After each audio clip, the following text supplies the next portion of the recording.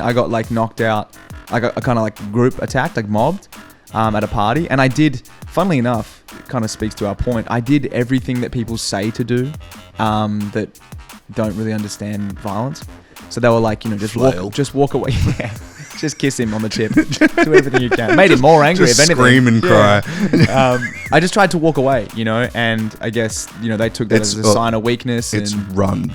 Yeah, true. I did that. Yeah. Well, I wanted to keep some dignity, so I was like, I'm just going to power walk. I skipped. Moonwalk away. I skipped. It's like a little in between. Still getting some speed.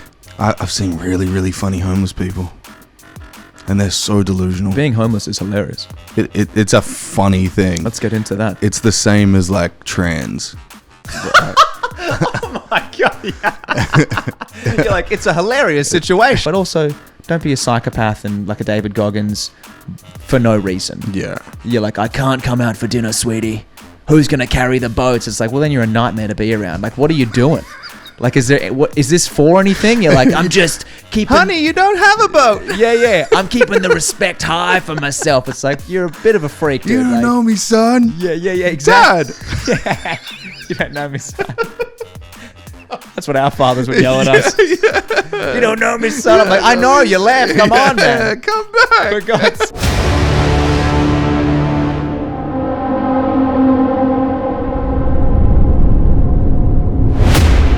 Welcome to the Roadshow Podcast.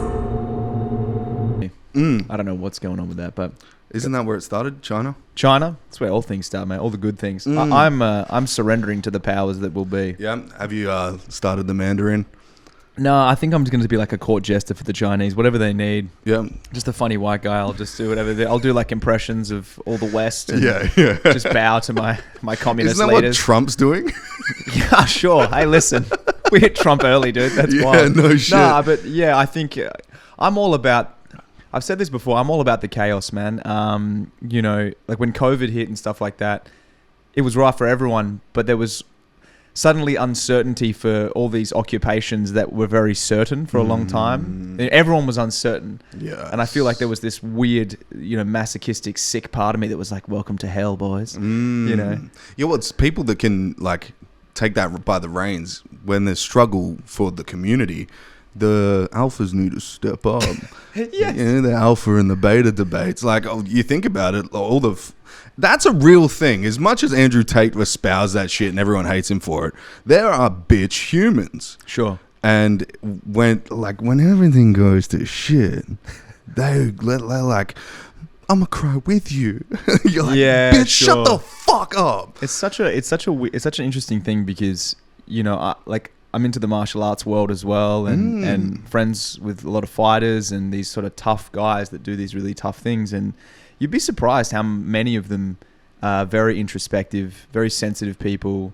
They've been bullied, and they've kind of come out the other end of it. And they know the value of not being a bitch. Yeah. They know the value of being strong, but I feel like the strongest and the most skilled of them are also, they know the value of also fucking feeling things and understanding why you feel the way you do. You know what I mean? Like I think that's like the new breed of strong man. Yeah. It's like you got to have both. You're kind of a bitch if you're just jacked and strong and an alpha, but you have no emotional intelligence. Yes, like yes. It's not enough anymore. Yes, You know, it's like yeah. you got to be, but you got to be able to fucking understand emotional intelligence, which I think is good. You have one loss, and if you're that way, it destroys you, right? Totally. You like hold on to that, like, Yep. man, I could have done that better. I could have done this. It's the same as like when you're in the shower and you're like, fucking 3 years ago having that argument with that dude. Ooh, I'll fuck you up now. You know, like you're like Just doing it to the shampoo bottle. You're like, I would have said this, and you would have backed down. I'm way more conditioned than you. Shit pun. That was a great pun, dude. Let's get you on stage. Fuck that. No way. Not right now. Hell no. Yeah. Did you do many fringe shows? I didn't, man. I kind of fucked up this year with the Fringe because when it came to Fringe registration time, I hadn't written a new show. Wait, you got to register to be on Fringe? Well, you got to just register a show. There's sort of like the Fringe Festival comes around with the registration time period, and then you have to kind of like pay to have a show. And then What's the fee? Fuck, I wish I knew. I didn't register, but I did a split show the year before with Jon Pinder, and I don't know. I think it's a couple $100, and then they obviously keep a part of the gate, and then obviously the room bookers like will they'll have certain venues, and then that you'll have to go through them, and they'll take a cut. So I think when it came to registration for me this year just gone, I hadn't written a new show, so I was like, I don't have anything new. Like, I don't have a new show to put on, so I won't register one. What I failed to realize was that no comic has a new show by the time registration rolls around. You just book one, and it forces you to write. Yes. Because you're selling this thing that you don't have yet. And it's kind of this... Everyone does that. And it's like, buy my lie. Yeah, totally. Yeah. Buy my new fucking, what do you call it, instructional that'll make you a multimillionaire. Yeah, right? You're a guru until you write it. Yeah. So, I mean, I thought I was just going to hang around town and just pick up all the, random spots that come up on comedy showcases and host. But this year, there was so many great international acts and interstate acts in, all these comics coming from all over. And it's just the norm, man. When all these great acts are in town, they're not usually in town. The room bookers book them because they're not in all the time. So Fringe was pretty quiet for me, but it was good because I had like heaps of time to write. I did do some shows towards the end, but I will never feel this shame again, Jacob. Come next year, Fringe registration. I don't care if I've got nothing. I'm booking it and I'm selling it like it's the new best thing. How early do they start registration? That's a good question. I think it kind of opens up in... April, May? No. I mean... Is it way later? It's the year before that obviously the Fringe kicks off. So I think it's like mid to late this year. The registration will open up for next year. Yeah, because it is quite early in the year, isn't it? And it lasts over... Because I was in England, right, for the first half of January. It didn't start in January. It starts in February, right? February, yeah. I disregard that point. Well, I think it has the run here for like a month. They kind of set it up so it's like we have February. I think it's like the whole month, like end of January. It runs to end of Feb. till May, doesn't it, or till April? Well, Perth Fringe runs for like a month, and then like Adelaide Fringe, and then so it's designed so the performers can kind of take their show or like to each Fringe and kind of go from there. And I think that's where most comics, other than obviously massive comics, international acts, make all their money for the year, is these Fringe shows. So that's something I'm building towards, man. I mean, I've only been doing comedy like just under 3 years. And really? Yes. Dude, your stage presence is hectic. Bless you, sir. Bless you. And yeah. Okay. I see what you do. It's this balancing act, of kind of like, I wouldn't call it imposter syndrome, but like you want to be good, but at the same time, you also want to push yourself, and you don't want to be, no one's going to tell you you're ready to do a show. You just kind of need to take that leap yourself and be like, no, you can do an hour now. You can do 45. You can do 30. And there are a lot of acts who do 45 minutes well before they're ready, and they sell a show, and the product might not be great.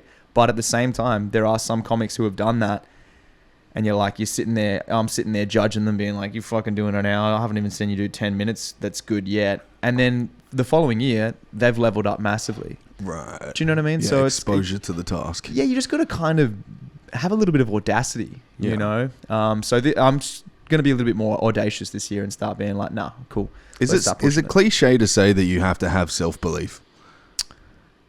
I think, that's not cliche. You definitely have to have self-belief. I think you have to have like just this beautiful balance of delusion and self-belief, self-awareness and delusion. Yeah. In like this lovely tug and war, I think that's in most things, but I don't know, man. I think if you think that you are the type of person who deserves the attention of hundreds of strangers, and you have something to say that's valuable, especially if you think it's funny. I'm a funny person. There's a little bit of like self-importance going on. There's a little something. But in order to be good at it, I think in stand-up, you need to also have self-awareness. So you need both. You know what I mean? Like some people that are crazy delusional, they're very ambitious. And we probably know these people, and they're not the best. Yeah. But then there are people who are mega talented, but are just like, don't believe in themselves at all, and are like, self-sabotaging, like I'm dog shit, and you're like, fucking stop being a pussy, like you're really good, you're wasting this. So I think it's this nice balance of both. Well said, very well said. And I would agree too, but I've seen really, really funny homeless people, and they're so delusional. Being homeless is hilarious. It's a funny thing. Let's get into that. It's the same as like trans. Oh my god! Yeah. You're like, it's a hilarious situation. It is. It's very funny. I'm not saying you don't deserve common decency. I'm just saying, can we have a giggle at this predicament? Yeah. That's kind of what it's like, man. Yeah.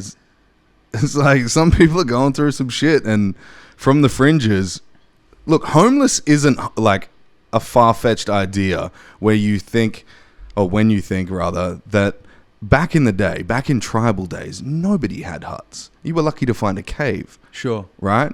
Sure. It was just the fact that you were accepted by a tribe that didn't make you homeless. And it's now homeless people, they're in a tribe, but it's just a bunch of homeless people. Yes. And that's why I think a lot of self-sabotage happens on the streets, right? Like, people like you see those videos on YouTube where it's like $50,000, $100,000, we'll get you a room for the night. If they have access to a shower and quality food even for a week or a month, these motherfuckers are self-sabotaging after that. They want to be back where they belong. I'm not saying they belong on the streets. No, That's not a negative thing. Yeah. I'm saying their tribe is now homeless. I think you're 100% correct on that sense, man. Like, the importance of community for like human beings, I think it's like number one. I did support work for a few months up until recently, and I stopped it now. It just wasn't for me. But that was one of the things I kind of knew going in. The stench? No. The stench. The stench of the sadness, man. No, honestly, it's I take my hat off to people that can do it full time and kind of surrender that energy, because it does pull a lot of energy from you. But to your point about like community, it's so powerful, and the worst thing a human being can be is lonely. Yes. And alone. And I think, like you said, man, people they're on the streets, they're addicted to drugs, they have all these problems, but they have a community, like you said. Doesn't matter that the community is also causing pain to them. They would do anything to not be alone. And you can't break them out of that. You know, you have to kind of essentially replace their community before you can get them out of that community. Ooh, and that's quite difficult. So, I mean, that's why martial arts gyms are so important. That's why like CrossFit was so successful as a business, I think, is because it provides community. It provides this tribal sense that we all have intrinsically within us. And it's just a better community to be a part of. So it's kind of this thing I encountered in support work where I would take some of my clients out who were great human beings, great people in their heart, deeply troubled, deeply traumatized, intellectual disabilities, drug problems, all these things, whatever. And you would kind of make all this progress with them, and you kind of expose them to a better way of thinking and a better way of being.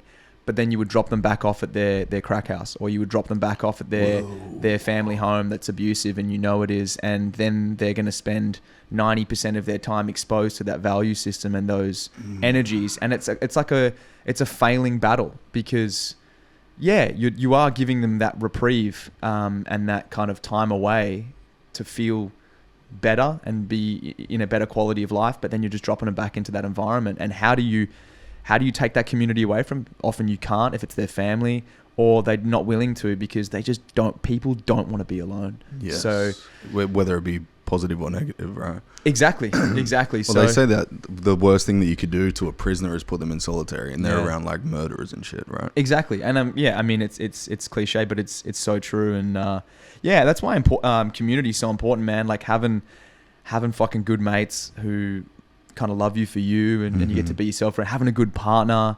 like you said, gyms and stuff like that, just anything where you can be a part of a community. I think especially for someone like me who kind of has a solo sport, being a comedian or an actor and all these things, those are very isolating jobs at times and very self-important, all about you. But then to exist in a community, like I'm a partner to my girlfriend, and I'm a brother, and my mates they don't give a fuck how comedy's going for me. They just want to bash me in the gym. Yeah. All this stuff, and it's like, it's important because then whatever I do, I come back to existing within that community. So I think a lot of people are lonely, man. It's tough. Yeah, I agree. It's hilarious, but it's tough. If you're lonely at an MMA gym, you crying between getting fucking sparred upon? No, thank you. I think it's the opposite. I think they're like, just anything to feel something. Just hold me for a bit, even if it's in the bottom position, getting ground and pounded. But like, oh, it feels so good to be held. That's what I was thinking. When you're dropping these clients back to their crack houses or whatnot, are they going back and loathing the fact that they live in that situation, or is it what you said? Is it the I'll be around someone regardless if it's someone negative or positive? Do they do that, or do they go in like, oh, Blake showed me some like amazing lifestyle, and I've it's self-sabotage again, sitting there and thinking, oh well, I don't have that, Yeah, some people are like that. That way inclined, where they would just like continually spiral down further and further without any realization that they have the opportunity to pull themselves out. I think, and I can tell that you're fairly introspective, emotionally intelligent dude. I think. No, I just jerk off too much. Yeah, but but you're introspecting. You're thinking about. I actually don't jerk off at all. Really? Are you like in a what do you call it? Abstinence? No, that's sex. No, that's sex as well. Involuntary abstinence. You hold the cums in. You just went then. Sorry, bro. You're very pretty. Bless you. It's funny you mentioned that. My friend Jon Pinder, he did that for a while. He swears by it. He's like, I felt so good when I was holding the devil's liquid in. Well, I've just started TRT, bro. Yeah, nice. How you feeling? Yeah, I remember you mentioned you jumped into a gym session early, thinking you'd be.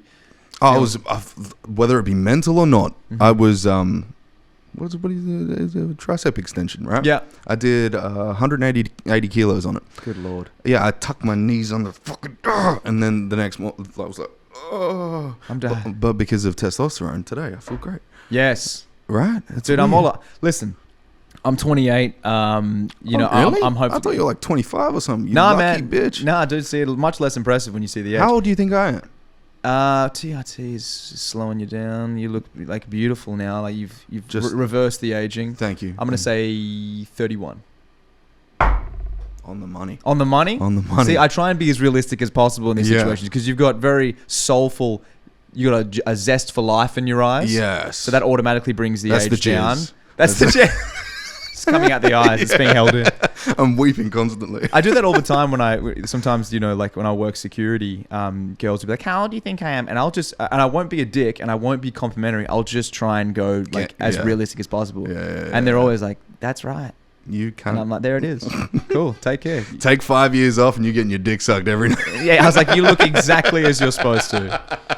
But no, I think. You old bitch. To you, like, you are like emotionally intelligent dude. And I think, sometimes I make the same mistake of thinking all people are like that, and all people have the ability to kind of think about how they feel and why they feel the way they do and process what they can do about it. I think some people don't have that ability.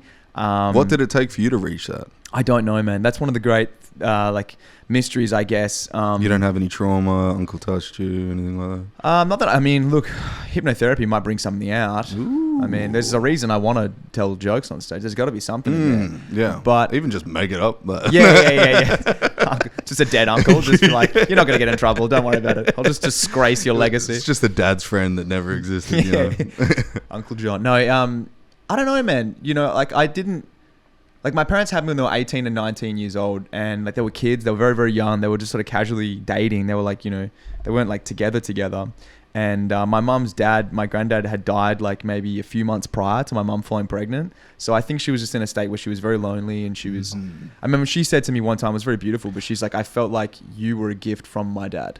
Like, she's like, when I fell pregnant with you, I felt like that was my dad saying like, you don't have to be alone. You got this kid now, sort of thing. Whoa. That was her kind of spiritual thing. And my dad was just a young, horny stoner, was just like, fuck. All right, well, I'll hang around, And dude, are you my son? You might be. Yeah. Oh, yeah, I might be. Sorry. Yeah.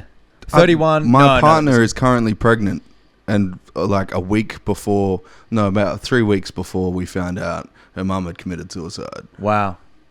So it's like yeah, man. Isn't that like? And we find out the gender this week, and I was just a little horny stoner. Yeah. Well, listen, man. Congrats. That's beautiful. Not the suicide. That's terrible. But the result is lovely. Well, that's what I said to her. I was like, it's 1 in, 1 out, right? And she's like, oh shit.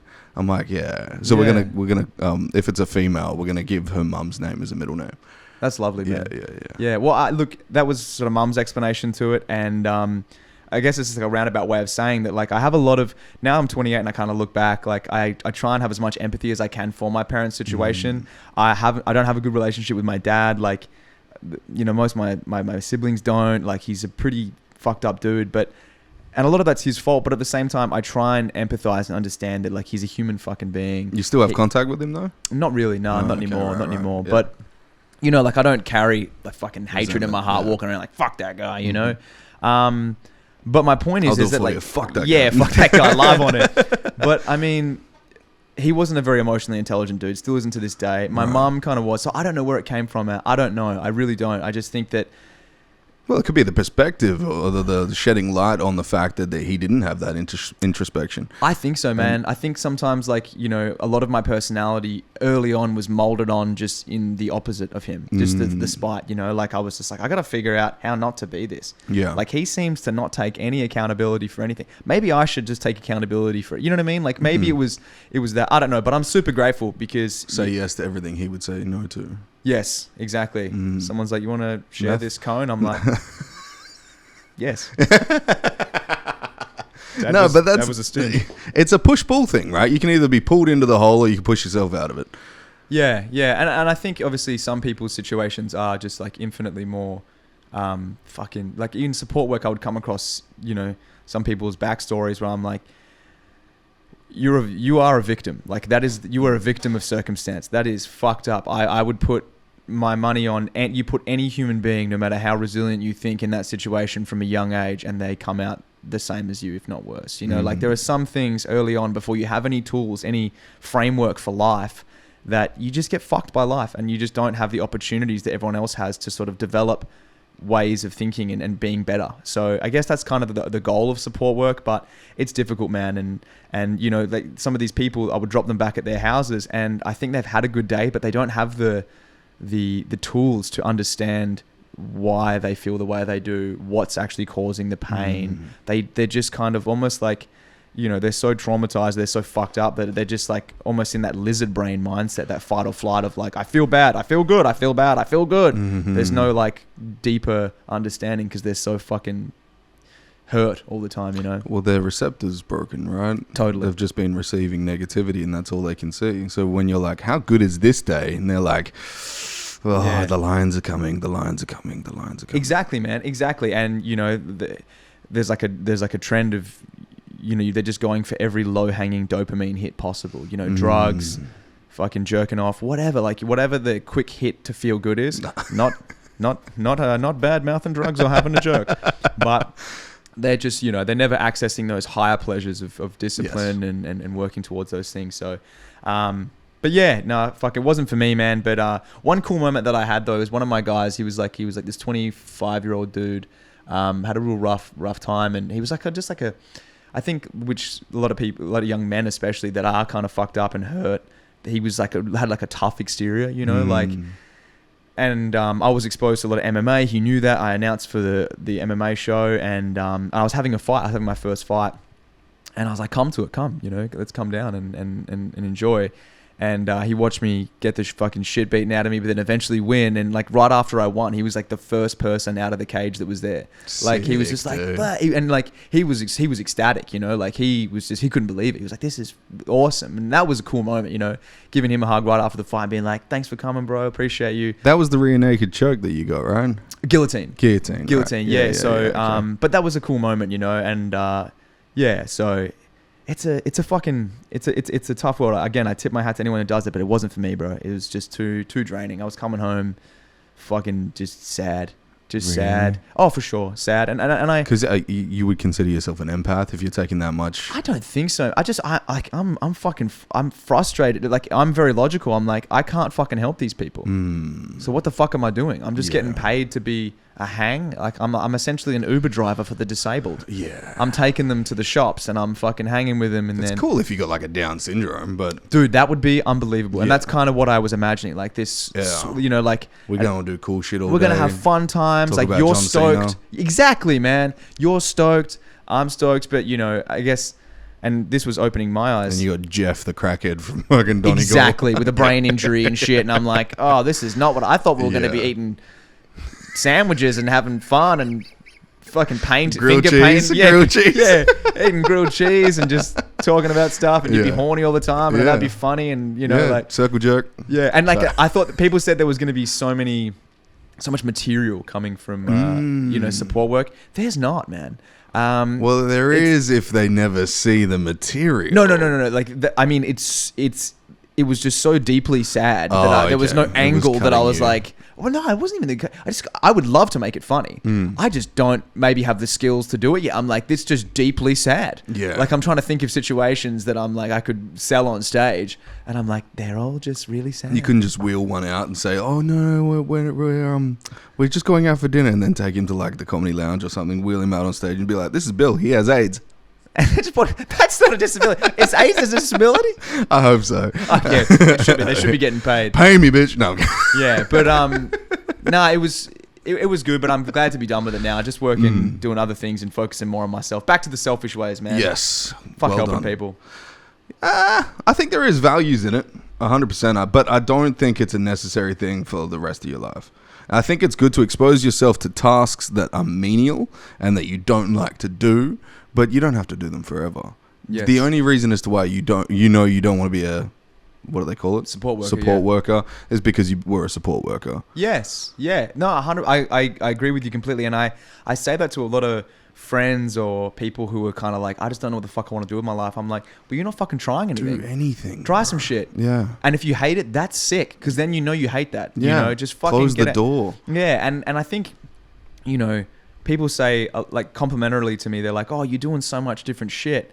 And I'm like, yeah, it's because I just wanted to try a bunch of stuff. And how much stuff am I actually sticking to though? Not many, you know, like of all the things I've tried. Are you still training MMA? Yeah. Oh yeah. Still train, you know, 3-4 times a week, still planning on jiu-jitsu. Fighting. Look, man, I would love to have another fight. Where just I'm at 1-0, just fucking I would leave love it there. to, sail off in the sunset. Nah, man. Khabib it. Yeah. I said that in my post-fight speech. I was like, I'm going to go out like Uncle Khabib. Yeah. I'm done. No, I cut the gloves off in the cage. Yeah. For me, man, having a fight was like, I wanted to do it at least once. You know, my friends MMA fighters, I love the sport so deeply. I respect people that do it so much. I'm involved in that world by announcing in Eternal. I get to travel around and be a part of that community and in like the fight world. And I don't know, it was just my own thing where I was like, it felt like a travesty to me if I never felt a little bit of what these people go through, but I'm so involved with announcing for them and interviewing them, and you know, like I would sit there and I would think of questions to ask them after a fight, and I thought, I wonder if I'll have a better understanding as to what kind of questions are better to ask if I've had a fight. Ooh. You know, and it did do that, but my point is that now that I've done that and I've ticked that box and I have had a fight and I've proved to myself that I can do that and step in there, the goal has changed now. Like it can't be the same goal. I can't take my next fight and be like, this is to see if I can have a fight. I've done it, you know, so I'm just at the moment skill building and training hard and enjoying that. And then when a new kind of itch creeps in and it's like, nah, this time I want to get knocked the fuck out. And then I'll get back in. And that goal will be achieved. Don't you worry. My chin is nice and high. Nice and high for the taking.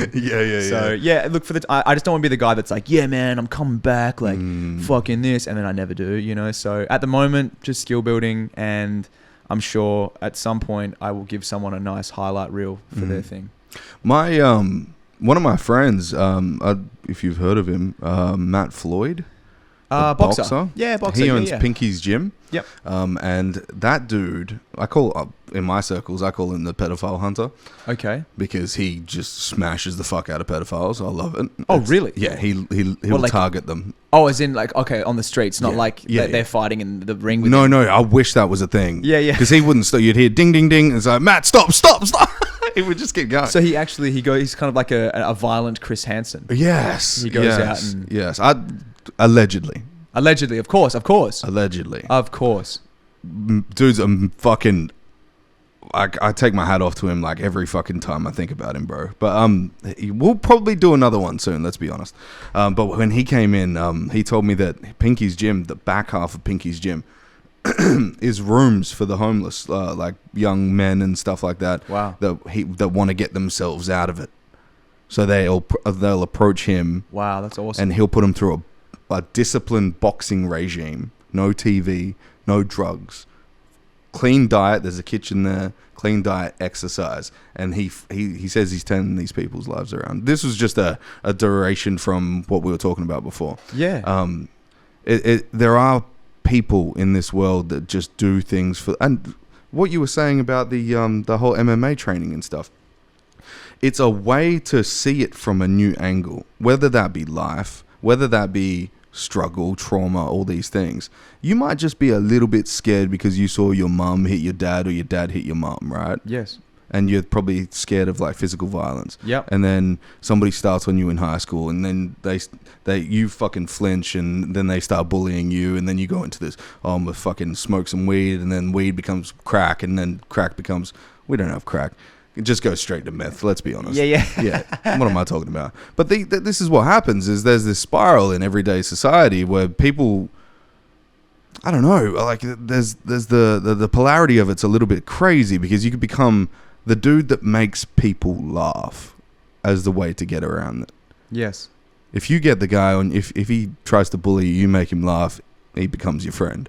Yeah. And then he takes care of you. But in everyday society, people are scared to say, hey, like, I'm going to become this fighter, or I'm going to become this comic, or I'm going to become this thing that puts me up on a pedestal. And to become this, I'm going to have to kill my old self. One, the person that does that always finds benefit because they find a new side to themselves they've probably never witnessed before. Two, they put themselves around a new group of people, like whether that be at an MMA gym, comics standing at the back of an alleyway trying to get into a comedy show. Yeah. All these fucking situations can be mitigated through just exposure to new, different things. And like you were saying, more exposures show you the path of where you'd not rather go, and show you more to the path of, I've tried all these things. There's only a few things left to do, but that's been taking my fancy, and that's been kind of like calling me. So yeah, I think that's exactly it, man. And I personally resonate with both those paths that you mentioned. You know, I think I was a scared kid for sure. Like my dad never like physically abused us, but he was a big guy. I mean, he still is. He's like 6'3", 6'4". He was always like 110 kilos plus my whole life, and he was just like, he would just intimidate you, you know, like he wasn't the most emotionally intelligent guy. So like if you argued, there would it just make you feel little and scared, you know? And I think in high school no one really bullied me physically, but I definitely did make people laugh, and I became whatever the group needed me to be to sort of be funny. But, and you would get accepted. But what I noticed now looking back was that you never felt good about yourself internally. You were fitting in, so to speak, and you weren't a target, but you never felt like you had value. Like I never really felt like that. And then, so I kind of took that path, and the skill set maybe developed in kind of being funnier and wittier.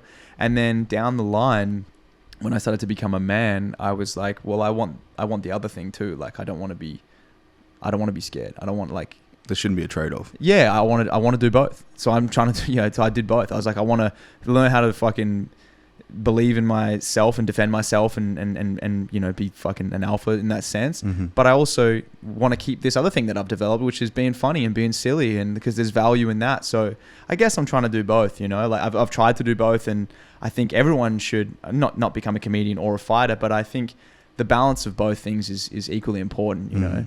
There's just so much value. I just want people to sort of feel the fucking, how good it feels. Like I always say this, the first time I got beaten up in training, like properly beaten up in like a hard sparring session, like my nose was bleeding and I kind of got fucked up and like got so exhausted that I was pretty much quitting. And like there was this moment where I was like, holy shit, is that it? Like, it's not that bad. You know what I mean? Like, I mean, and granted the guy, it's in a gym and they're not trying to stomp my head on the concrete, but I was like, that's what I've been fucking so worried about my whole life. Yeah. That feels nowhere near as bad as being a coward. That feels nowhere near as bad as feeling powerless. No way. Yeah. And obviously that's balanced with, you know, like again, if you're on the street and someone's got nothing to lose and they've got weapons or a bunch of people, yeah, fucking get out of there. You're not a coward. You're just being smart. It's retarded. You know, you're going to get fucking killed. But, you know, respecting yourself and being like, no, you don't get to walk all over me though, man. Like, I'm not that scared of getting beaten up, you know, and also I'll make it fun. I'll make it tough for you. Yeah. You know, you probably will win. Yeah. But I will bite your penis on the way down. I will bite it. It is on the way down. Oh, yeah. He's got a raging hard cock. That's what I go for. This is supposed to be a rape? Not on my watch, son. This is consensual now. I love you. Yeah. That's how you shut that down.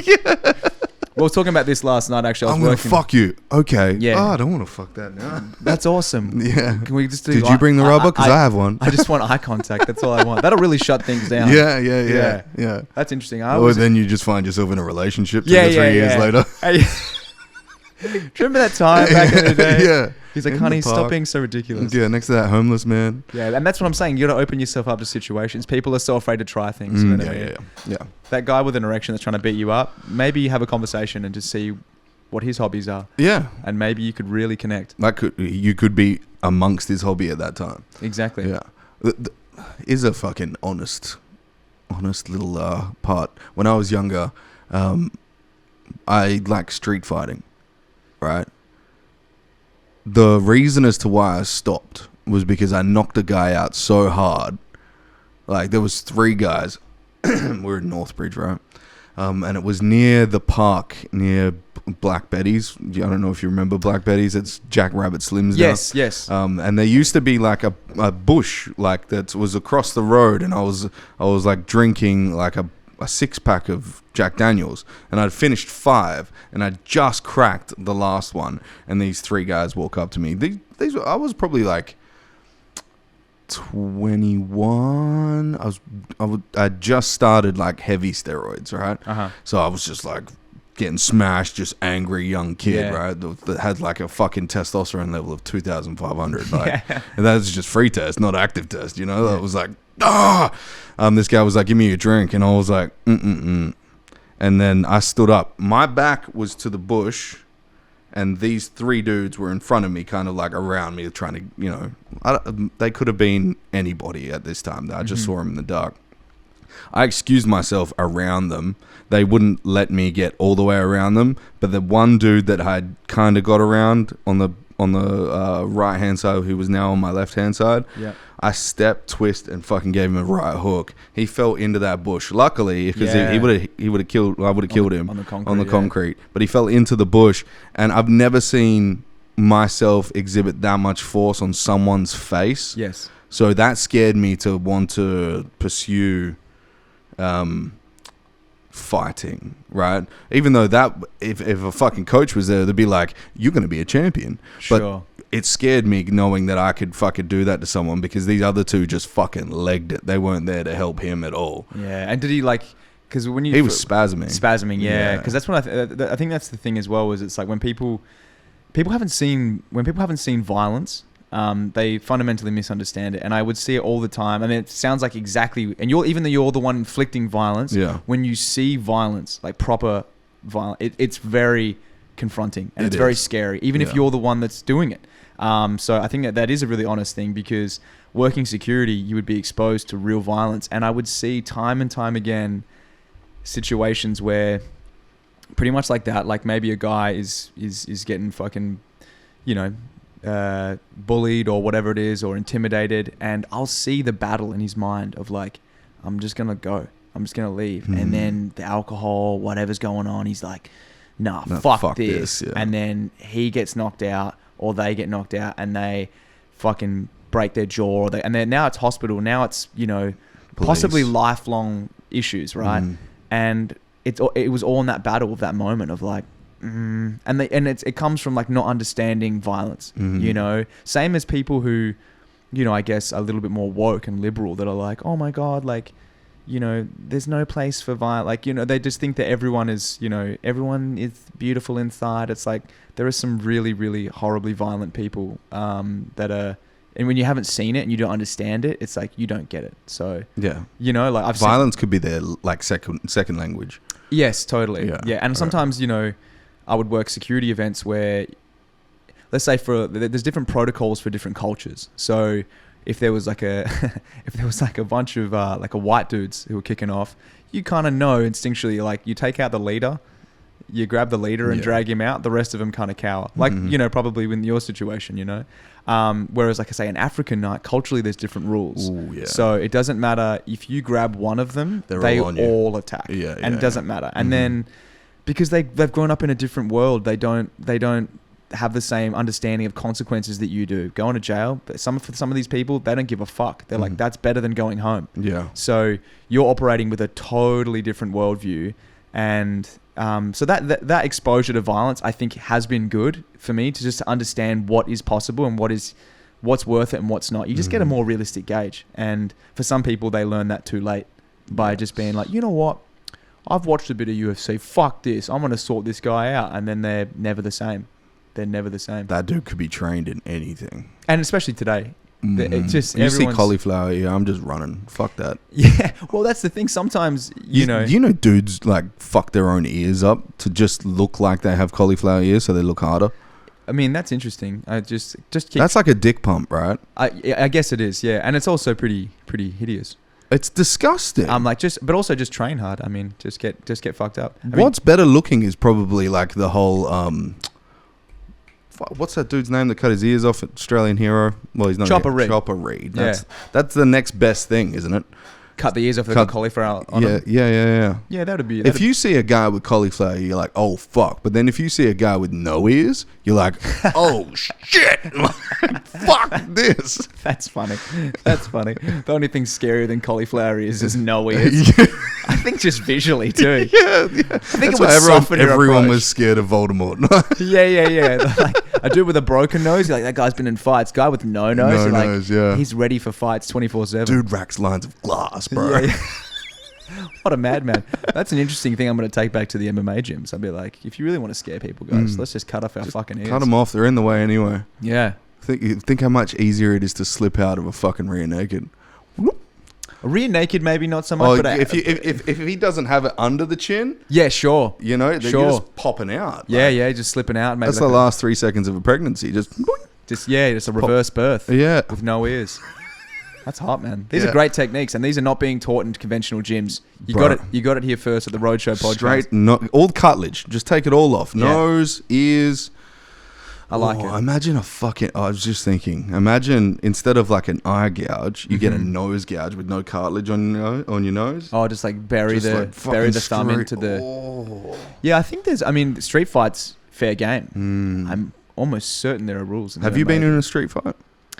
I have, only in security, like never. Oh, okay, right. Yeah, never. When I was 17, I got like knocked out. I got kind of like group attacked, like mobbed, at a party, and I did. Funnily enough, it kind of speaks to our point. I did everything that people say to do, that don't really understand violence. So they were like, just walk away. Yeah, just kiss him on the tip. Do everything you can. Made him more angry. Just if anything. Scream and cry. I just tried to walk away, and I guess they took that as a sign of weakness. It's run. Yeah, true. I did that. Yeah. Well, I wanted to keep some dignity, so I was like, I'm just gonna power walk. I skipped. Moonwalk away. I skipped. It's like a little in between. Still getting some speed, but not quite a full run. Yeah. I tried to skip away, and I think from what I understand, because I was knocked out, I don't remember it. Oh shit! Someone said, he bottled you. Like he just had a bottle and just smashed it over my head, and it put me out. And then I woke back up because it was like a house party, and there was, I think there was just dickheads, and I think someone threw like a full can of drink and it hit a girl on the head. And I was drunk, and I was just like, who did that? Like, who fucking did that? Like, looking at a group of miscreants, and they were like, this tough little guy, eh? And then, as I left the party, they were all waiting, and they were like, hey, tough guy. And I was like, oh, hey, boys. How are you? Hey, boys. Have we met? They were like, yeah, you fucking think you're tough? I was like, I don't know what you're referring to, but I'm going to skip off. And, just got fucked up and knocked out, and was just like, that's interesting, because I kind of did everything people say to do, like to walk away, don't engage in violence. Whereas now I kind of know in hindsight, smash the biggest one in the tooth. Yes, attack, break the mob mentality. If you put in that situation. Yeah, of course. So yeah, that was an interesting one. Tuck your thumb. No. Yeah, tuck the thumb, break them. Self-punch yourself. Twist. You don't need to beat me up. I can just fight club yourself. Take your pants off, twist your nipples, and start screaming, because that is going to be worrying. I'm telling you now, I don't care how much you want to have a fight. A guy takes his pants off, and I've got a pretty small penis. Yeah. Like, especially on the flop. So, like, I get that out and they're like, why are you showing us that? Like, that's not good. And then you twist your nipples really hard and you're like, finally. You just scream the word finally. You pull your ball bag out and you thumb your dick into it and then tuck it over. Yes. And be like, who wants first kick? Yeah. And they just run. You're like, oh my God. Who wants to be my husband? Who's got a stiletto? Yeah. These are, honestly, dude, we've covered a lot of techniques that they will not teach in conventional gyms. And I've tried. Yeah. I'm always suggesting in the jiu-jitsu gym, I'm like, Rod, when are we going to teach how to break people with exposing your flaccid penis? And he's like, no one's ready for that. What about those dojos that like the McDojos? The McDojos. It's pretty cool. I think it's pretty awesome. That's some Super Saiyan type shit. I like it a lot, man. Honestly, it's I love the chaos. It's entertaining. I love the chaos. This is my thing. Jacob, where it's like, I don't like people in the middle. Just be on the extremes. Like, just be a real good human being. Yeah. And be fucking awesome. Or be a nightmare. Just be a fucking circus of a human. Yeah. Just be crazy. Like, start a cult. Be like morbidly obese, teaching Tai Chi. Fucking up like your disciples. 6-inch butt plug. Right, just being a weirdo. Just be so awful but hilarious. Yeah. Do not be in the middle. Do not be this person that's like, I'm all right, but like, I still think I could fuck up John Jones. I'm like, well, then you're the worst. Like, you got a 9 to 5 and you're not a bad dude, but you're not a good dude. Like, I hate those people. Like, I hate the people that are like, come up to you and they're like, man, like fucking crazy weather. I'm like, are you serious, dude? Like, start doing crack or start getting better at conversations. I just don't be in the middle. I beg you. Don't be in the middle. No. It's the worst you can be. It is. It is. Well, probably not politically. I don't want to go into politics on this podcast. Fuck, not again. Please. No. Take my leg. But yeah, it's cool to see people do the craziest of crazy shit because it makes you realize once again what you don't want to do. Exactly right. Yeah, like you managed to put a 4-inch bar through your dick hole. Yeah, is that a thing? Like Prince Albert, is that what it's called? Yeah, that's pretty wild. Did you ever see those guys doing suspension? Oh no, I've heard of this, dude. This is where it starts to get real. Like, that's when I start to go, yeah, I mean, I'm scared of you. For sure. Like, the pain is pleasure. They're getting suspended from hooks through the skin and like they're fucking getting held up by their ball bag. That is to me like, yeah, it's dark. It's so dark. It's so dark. Yeah. Just be traditionally traumatized, please. Stop hooking your penis. I went to high school with a guy his name was Brandon Roy. I hate when phones flash. It fucking does my head in. His name was Brandon Roy calling now. He's like, please don't you tell this fucking story. talk about me, you piece of shit. No, but he's actually a legend of a human. Crazy dude. Dude. He's like a yogi master now, right? But when we were in high school, one of our friends, Aiden Millwood, shout out Aiden Millwood, he's a tattoo artist at Cherry Bomb, pretty sure now. Nice. He had cancer. And then Brandon did the Kokoda Trail to raise money for his cancer treatment. And then he fucking survived because of it. Wow. And then cut to like a couple years later, Brandon saw him out randomly. He has this giant beard and holes everywhere you can put a hole. He stretched out his septum. There's like a fucking half-inch hole through the meat in the middle of your nose. Yeah. Here. He's got holes here. Yeah. All this crazy shit, right? And he's like, dude, I'm doing suspension. Here I am thinking like there's a type of steroid called Winstrol suspension. I'm like, bro, you on fucking gear, bro?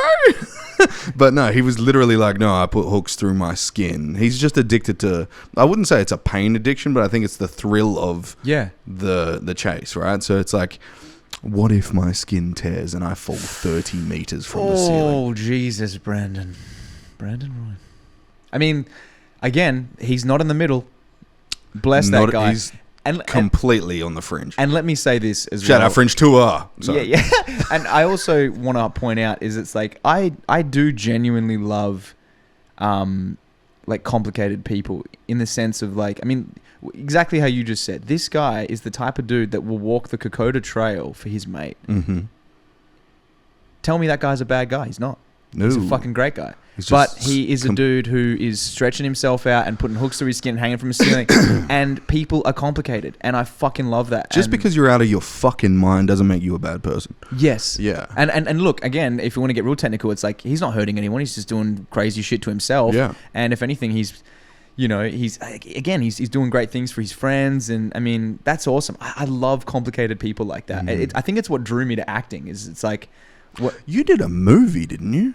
I've done a few, yeah. I've done what? I did it I'm shooting a TV show at the moment for Stan. I did a bunch of stuff. That's what I wanted. That's what I did previously before comedy. Ah, yeah. So that's kind of where the stage presence came from. It was just like I'd done reps in obviously acting, and screen acting in its essence is taking words, a script, and making it look like it's happening for the first time. Yes. So in comedy, when you write material, that's a huge skill. Right, you're getting up and people are going, oh, this sounds like he's just coming up with it, you know? So I'd done the reps, so to speak, in another area.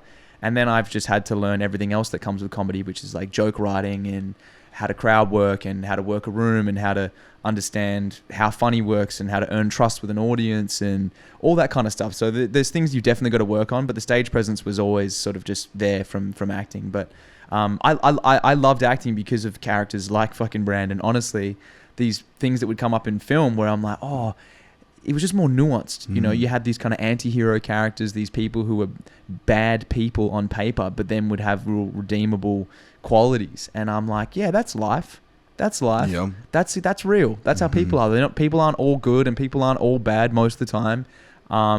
So I really wanted to become an actor for those reasons. And I think sadly over the last 5-10 years, and I'm hoping it'll come back, but like, storytelling and filmmaking and film and TV is lost all of that, and people are either all one thing now, and like even bad guys can't say bad things. You can't have a racist saying the N-word on TV. It's that's terrible. I'm like, he's a bad guy. Yeah, we want to show people what it's like to be bad. They're supposed to not like him. It's like, no, he believes in gay marriage. It's like, what do you mean? He's the villain.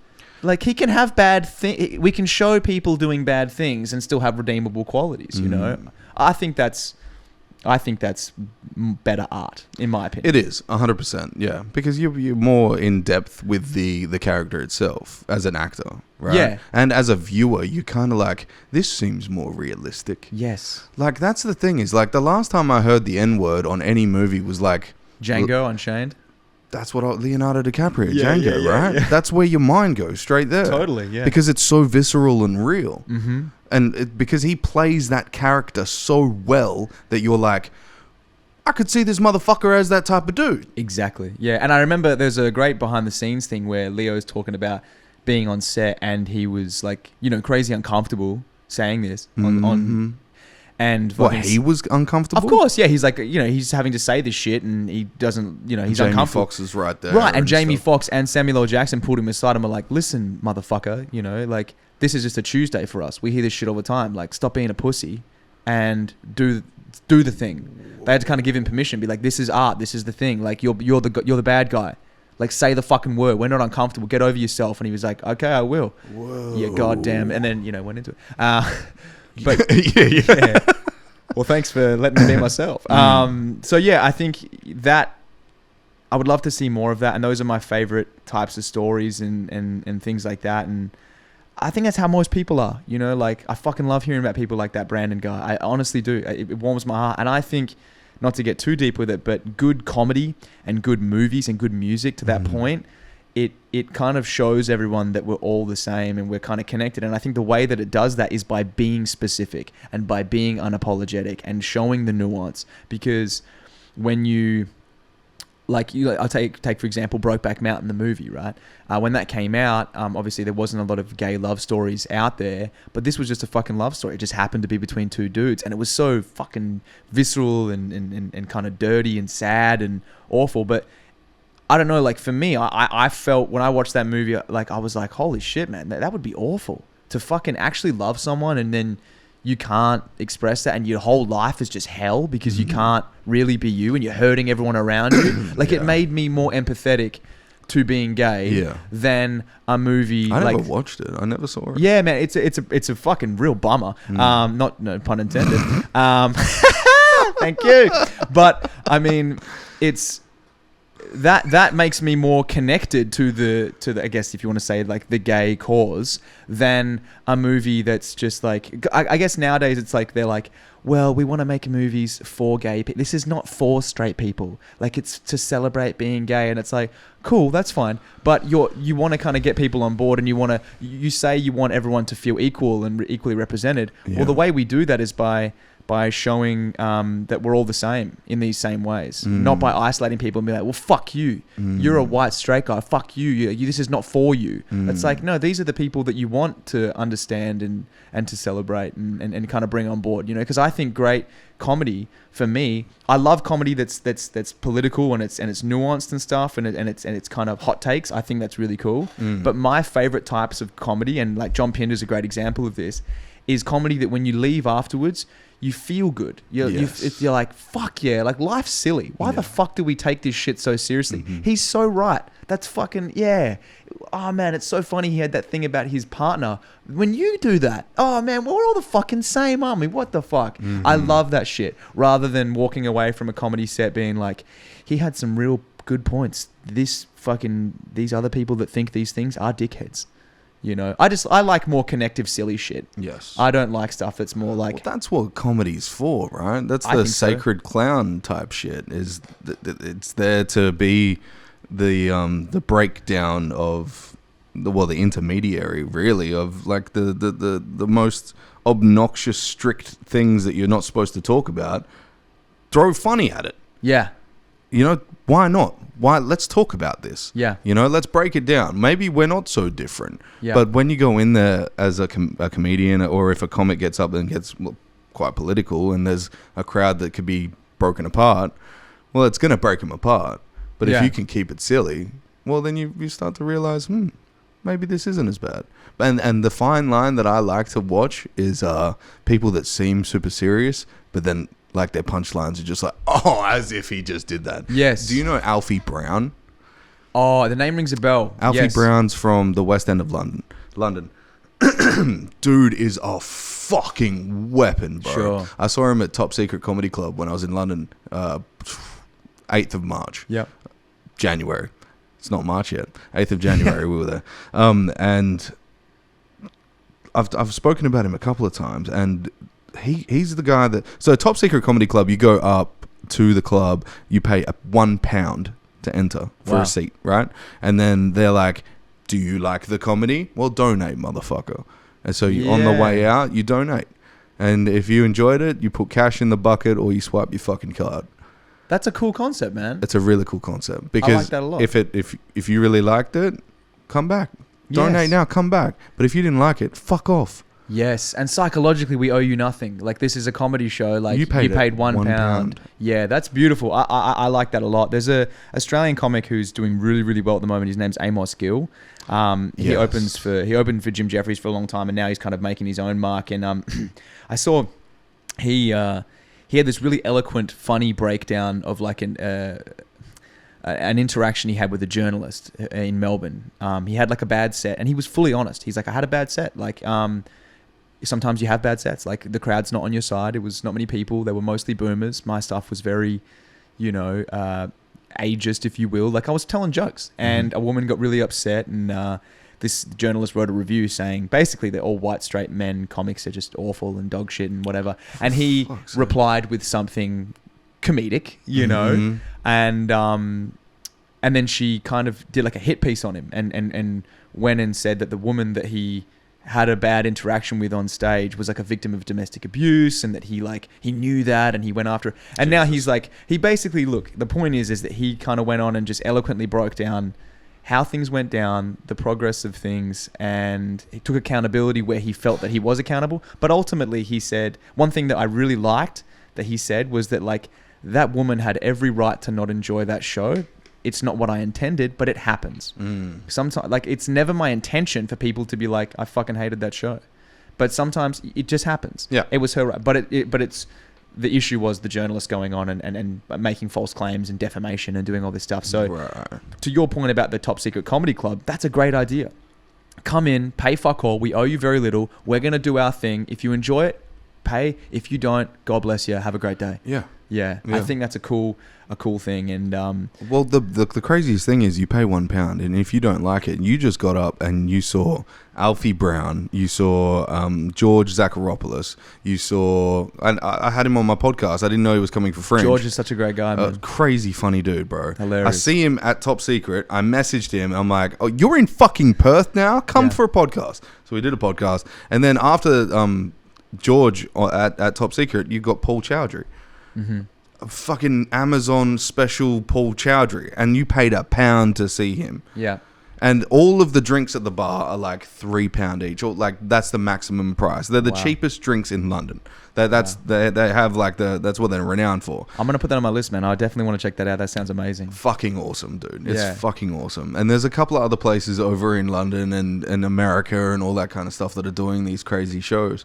And I think the broader range of humans that can get out to comedy now and go and watch a good show it's just fucking phenomenal. Yeah. Like a lot of people are saying, oh, comedy's like, there's only so many good comics now. And you're like, fuck off, mate. I could reach out to any one of these people in Perth, like you, like Pinder, like any of the big guys, and you're just fucking killing it.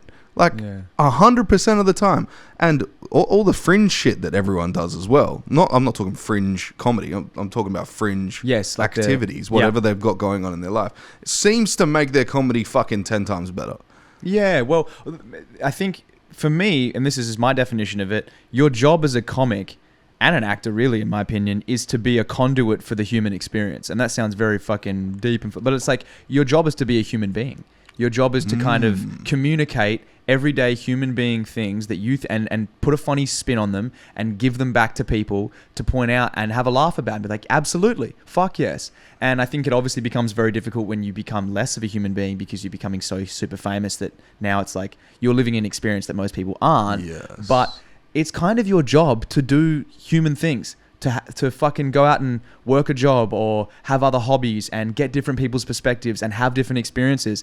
And if you're just an actor or a comic who never challenges themselves, never does anything different, kind of just hangs out with people who agree with them all the time, stays comfortable, how are you coming up with shit? How are you putting it out there? And it can happen. And I guess, in some of the more liberal sort of scenes, I guess like generally speaking, and I hope they let me gig there, but in Melbourne, it is a fairly kind of liberal town, and they like the woker sort of side of things, and it can be this echo chamber sometimes for comedians where they have their own fans who just want to hear things they agree with, and you get things called like clapplaws where people just like, how bad is racism, and they're like clapping and they're like, this is good, we're doing good, I'm crushing, Yeah. Whereas to me, Teddy's Ted Statics.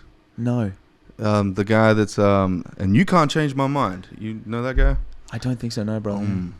Yeah, let me pull him up. Pull him up, dude. Pull him up, Rhodesy. Rhodesy, is that an iteration of Jamie? Don't look at my porn history. No, I'm just kidding. That one. on this computer, my God, you're an animal. What the fuck? Does coconut oil stop stretch marks? I have to read out what your Google history was, dude, and we will not bleep that. No, never. That was for my missus. She wanted to know. Trying to throw her under the bus. How dare you, Jacob? I do things, I do things. You know Ted that guy? Statics. This dude. I don't, bro. No, but I'm... Bro, huge. Like, massive. 391,000 followers. Okay. Yeah, he did my podcast before I went to England. Okay, great. And he just did Sushi Mango's podcast. He's blowing up over on the East Coast. He's a good friend of mine. Sweet, man. And he's a comic. He's a comic.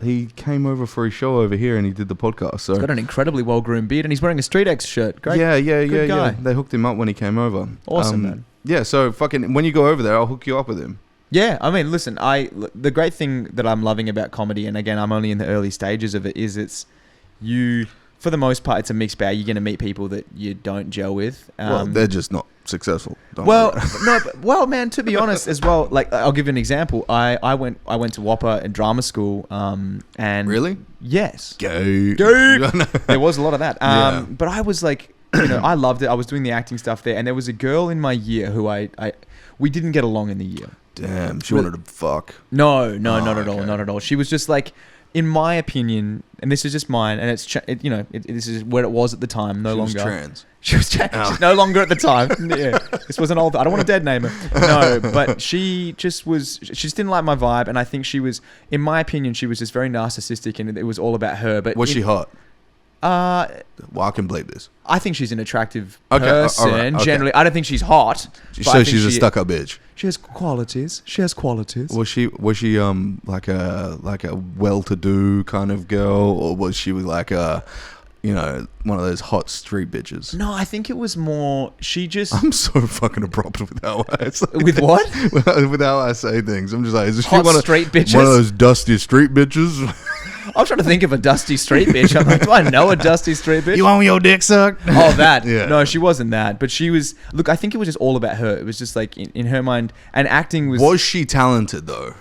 In acting, I don't resonate with her way of doing things. I don't think she was a great actress. But my point is that, like, she found her thing. Because she's now a comic. Oh, and wow. she's doing great. And she hectic. lives in Sydney. I think she lives in Sydney. Oh, sweet. We can talk about it. She'll never see this. No, watch, dude. She's selling out shows. She is. I'm tagging her. What's her name? Yeah, I'll tell you after the show. You're dusty street bitch. That'll be the title of the episode. At her. But my point is, and I don't think she has any. I don't think she believed me when I say this. I genuinely admire what she's done. I do, because I think that when she was trying to be an actress, she was like, I want to be Meryl Streep, and I'm like, you don't like the art. You love you. And we all love ourselves. Every person that wants to be on camera and do things. But I think film a team sport then? Oh man, yeah, I think so. I mean, like, you got to kind of have this profound. I never thought of it like that. Well, I mean, look, this is just my opinion, but as a screen actor, even if you're the lead of the show, you watch the credits after a movie. That's all the people that were involved. Yes, you were one. And my definition of what a good screen actor is, a lot of the time, is to, again, as realistically as possible, be a human being in whatever circumstance that character is in, and have conversations on camera. That is it. Like, be super realistic within the parameters of whatever's going on in the story, and be as human and realistic as possible, and act as little as possible in whatever accent, fucking whatever, as you can. That is it. Everything else is everyone else. The lighting, the editing, the music, the fucking cinematography. Like, you are such a small piece, even if you're the lead of the show. And I think great screen actors kind of know that. And, in my opinion, I think she was just like, I want to be, I love film. And I'm like, I think you love yourself more than you love film. This was just my opinion. But now she's a comic. And that is about being you, kind of. Yeah. She is her own brand, and she's killing it. She's doing great. And I think, good on you. You found the thing. Yes. You found what you're about. And now you're tapping into that, and people love it. And all the things that were kind of, I felt, rubbing up against the art of acting, you're now crushing. And now I think she's getting acting opportunities because of the momentum she's getting in all comedy and stuff. So, fucking, what do I know? But my point is it's like... Is she doing a Meryl Streep biography? Yeah, she's playing Meryl. She's playing trans Meryl. Meryl Streep. Meryl Dusty Streep bitch. But... I just like when people fucking stick... They just find their thing, And I do, and like, she fucking, no doubt, probably... thinks I'm still a piece of shit, but that's cool, man. I genuinely am like, I like when people find their thing and they're hustling and they're getting success. I like it. Me too.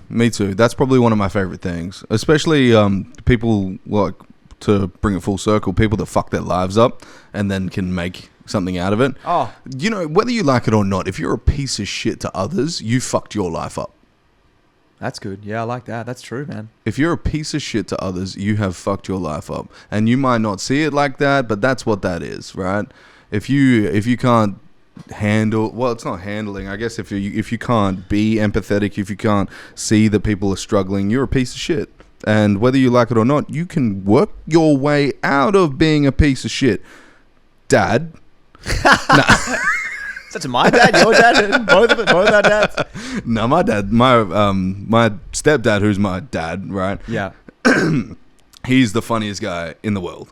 Like, awesome. Really, really funny. Like my dad farted while he was on a business call, and then he made eye contact with my missus and didn't break it, and then they died laughing. That's so good. And then he's like saying sorry. Like, it was the funniest shit. The conviction on the fart. Yeah, and just holding it. Oh, he's got good comic timing. Yeah, oh, dude, he's like the funniest guy that I know that's never been on stage, right? That's like, cool. he's so funny. And he taught me how to, like, be who I am, like, have responsibility, make sure, like, he always took care of his mother. Always. Like, that's just who he is, right? Everyone kind of, like, in the family, I don't know too much about the story, but I know that there was, like, some sort of resentment, like, oh, Mum, you're letting Warren, like, live with you and all this kind of stuff. I probably should... Fuck it, actually. Who gives a shit? And he's like, I'm paying all her bills. I'm like, know, like it's a give and take. And like, she wanted him there because like this is talking about his mother. His mother, yeah. Yes, of course. And I get that from like my grandmother now lives with us. Oh, great. And we've got she's starting to get a little bit of dementia, and like she's 92, like, but she's fucking still kicking it. Yeah. And well, my situation's kind of slightly like yours because the first 6 years of my life, I didn't know my father, right? This is a fucking cool story for you. The little takeaway for you. Give it to me, man. So my real father, literally last night, I was sitting on the couch and my mother was telling me stories about how just much of a dickhead he was, right? He would like... he would wait for her to take us to school and then he'd break into the house and steal all her shit. Wow. Just a fucking addicted to crime fucking guy, right? Always wanted attention. I always used to have in my head a voice when I was younger. Well, this is fucked up, right? But I always had a voice that said I wasn't good enough, and it didn't sound like me. Mm-hmm. It sounded like my father. And then my mum tells me this story, and she said, I don't know if you remember this, but when you were 4 or 5 years old, we looked up in the ceiling and we found a sleeping bag and a photo of you and like food and stuff. And I was like, what? And she's like, yeah, your real father was living in our ceiling. And we hadn't seen him for years. And I had like this vent in my room, you know, like an air vent, but it wasn't for air conditioning. It was kind of just like to mitigate the temperature of the room. I reckon that motherfucker was looking down and saying some shit like, wow. I miss you. I wish I could see you. Or all this stuff I used to hear. No way. Yeah, and I used to have this voice in my head that was that. And I told my mother that, and she's like, oh, you're just saying things. And I'm like, no, this is a real thing. Like, I always had this fucking voice in my head. And then it came out, started COVID, right? COVID hits.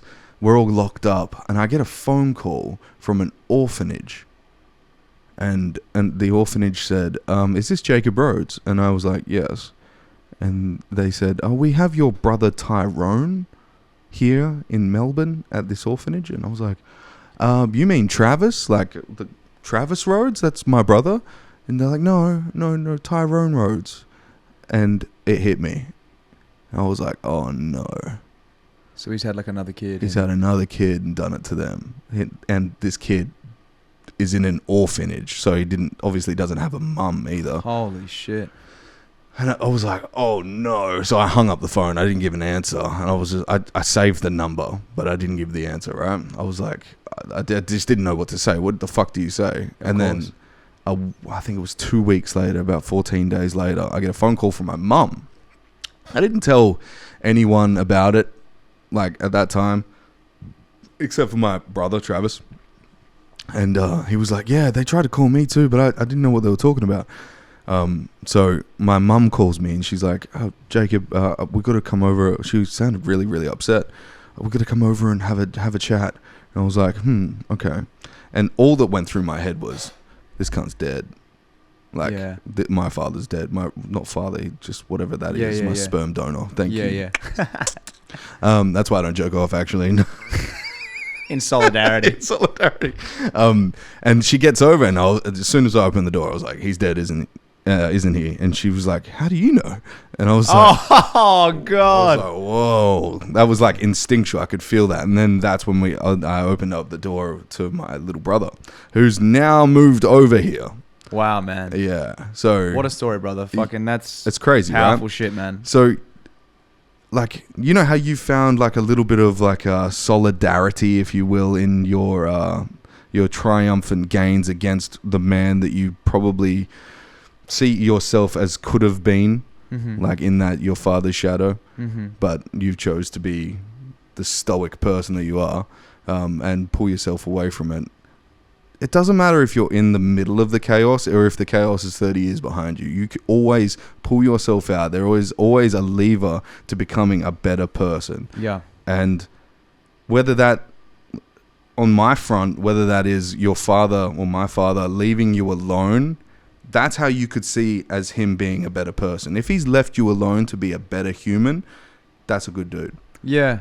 100%, man. And I think something else I want to point out to that point as well, and this is just from my situation, is that, I mean, your mom sounds like one hell of a lady and your stepdad sounds like a hell of a guy. Mm. And my mom has always been an incredible mother. Always. You know, her only real downfall has been her inability to be alone and to choose good men. And of which I am a product, so I'm thankful for that one. But, you know, but she's always tried to be the best mum she could. And I think having at least one parent, one anchor doing the right thing gives you the ability to pull yourself out of the chaos. Yes. In my support work, I would see people who had neither. Mm-hmm. And that's when it would be tough. Yeah. They have no framework. They have no example. And it's like you and I at least had our mom or our stepdad or someone to step in and say, listen, just because things aren't perfect and you didn't have it like everyone else has it, you still have an example here to follow and something to follow and also to model against. So, you know, I give a lot of credit, and I want to give credit to your mom as well, because I think that's a very powerful thing. I think it's real tough when someone doesn't have either. I think that's when I go, this is going to be hard. Yeah. This is going to be hard. And fucking Jesus Christ, I admire those people so much who had neither. You know, there's a comic that I'm good friends with, and I only recently learned that he had a similar situation. His dad left when he was 5 years old, and his mother was heavily addicted to drugs, and he ran away from home when he was 14. And this guy is an incredible dad, a great comic, provides for his family, and that I admire. I'm like, how did you do that? Yeah. How did you fucking find your way out from that when you had neither positive influence coming in, you know? So powerful shit, man. And fucking that's awesome that you're stepping up and doing the right thing by your brother and by your family. Speaking of my mum not being able to choose good men, her ex-husband now, her most recent partner, he's currently in jail for fucking meth and all this stuff. And they normally have great teeth. Yes, absolutely. The dental care with the meth addicts is always top notch. The veneers are a hell of a. If you're selling veneers, head to the local methadone clinics, because there's a lot of clients waiting to. I heard this sign up. This funny thing, and it was what's the first letter after meth in the spelling of meth? I don't know. Why? Methy? Methyl. So it's what is it? It's methyl. Oh, I've completely butchered this joke. What is the because meth is the shortened version methamphetamine. of methamphetamine. Yeah. There's a methyl oxalate or something that's attached to it. Yeah, I butchered the fuck out of that. Don't worry about that. Then. Listen, that's what we're here for. We're here to workshop jokes and figure it out. But I thought it was why as in why. Why? That's what. Yeah. It's supposed to be meth. that. Why? But why? Why you need the methyl? Why you need it? But then, so she, you know, my dad's sort of been this, you know, ominous character. He's never been that reliable as a dad. And then my mum has always been this great anchor to the family. And I've got two younger sisters, full blood sisters, who I'm very, very protective of, and I love them dearly. And it happened that a couple of years ago, almost 3 years ago now, the environment became so unsafe for my youngest sister, who was 13 at the time, to live with her mum, that she sent her to live with my dad. That's how bad things got with her husband going through all this meth addiction and stuff. And she, you know, tried to stick it out with dad, but dad's dad, and he has all these problems, and it's just an emotionally very destructive place to be. Are these like teenage sisters? Or? Yeah. Well, she's 13 at the time, right? She's 12, 13. Shit. Yeah, just starting high school. And it got to the point. That's critical time in your life. Absolutely, too. man. And, you know, and as the sort of protector in the family and that sort of, you know, pseudo father figure was extremely painful, man. It was really hard. And it eventually got to the point where she ran away from home from my dad. And I thought I was powerless because these are her legal parents and she has a parent who is willing to be there. So they're not going to fucking, you know, but she ran away from him. And eventually the cops dropped her at my door, thankfully, and she was fine. And then they said, look, we're not going to force her to go back to your dad. And I had to step up, and she's lived with me ever since. Oh, wow. For the last 2-3 years. So that's been man. Yeah, that's been really powerful, man. So I resonate with your story about the brother as well, because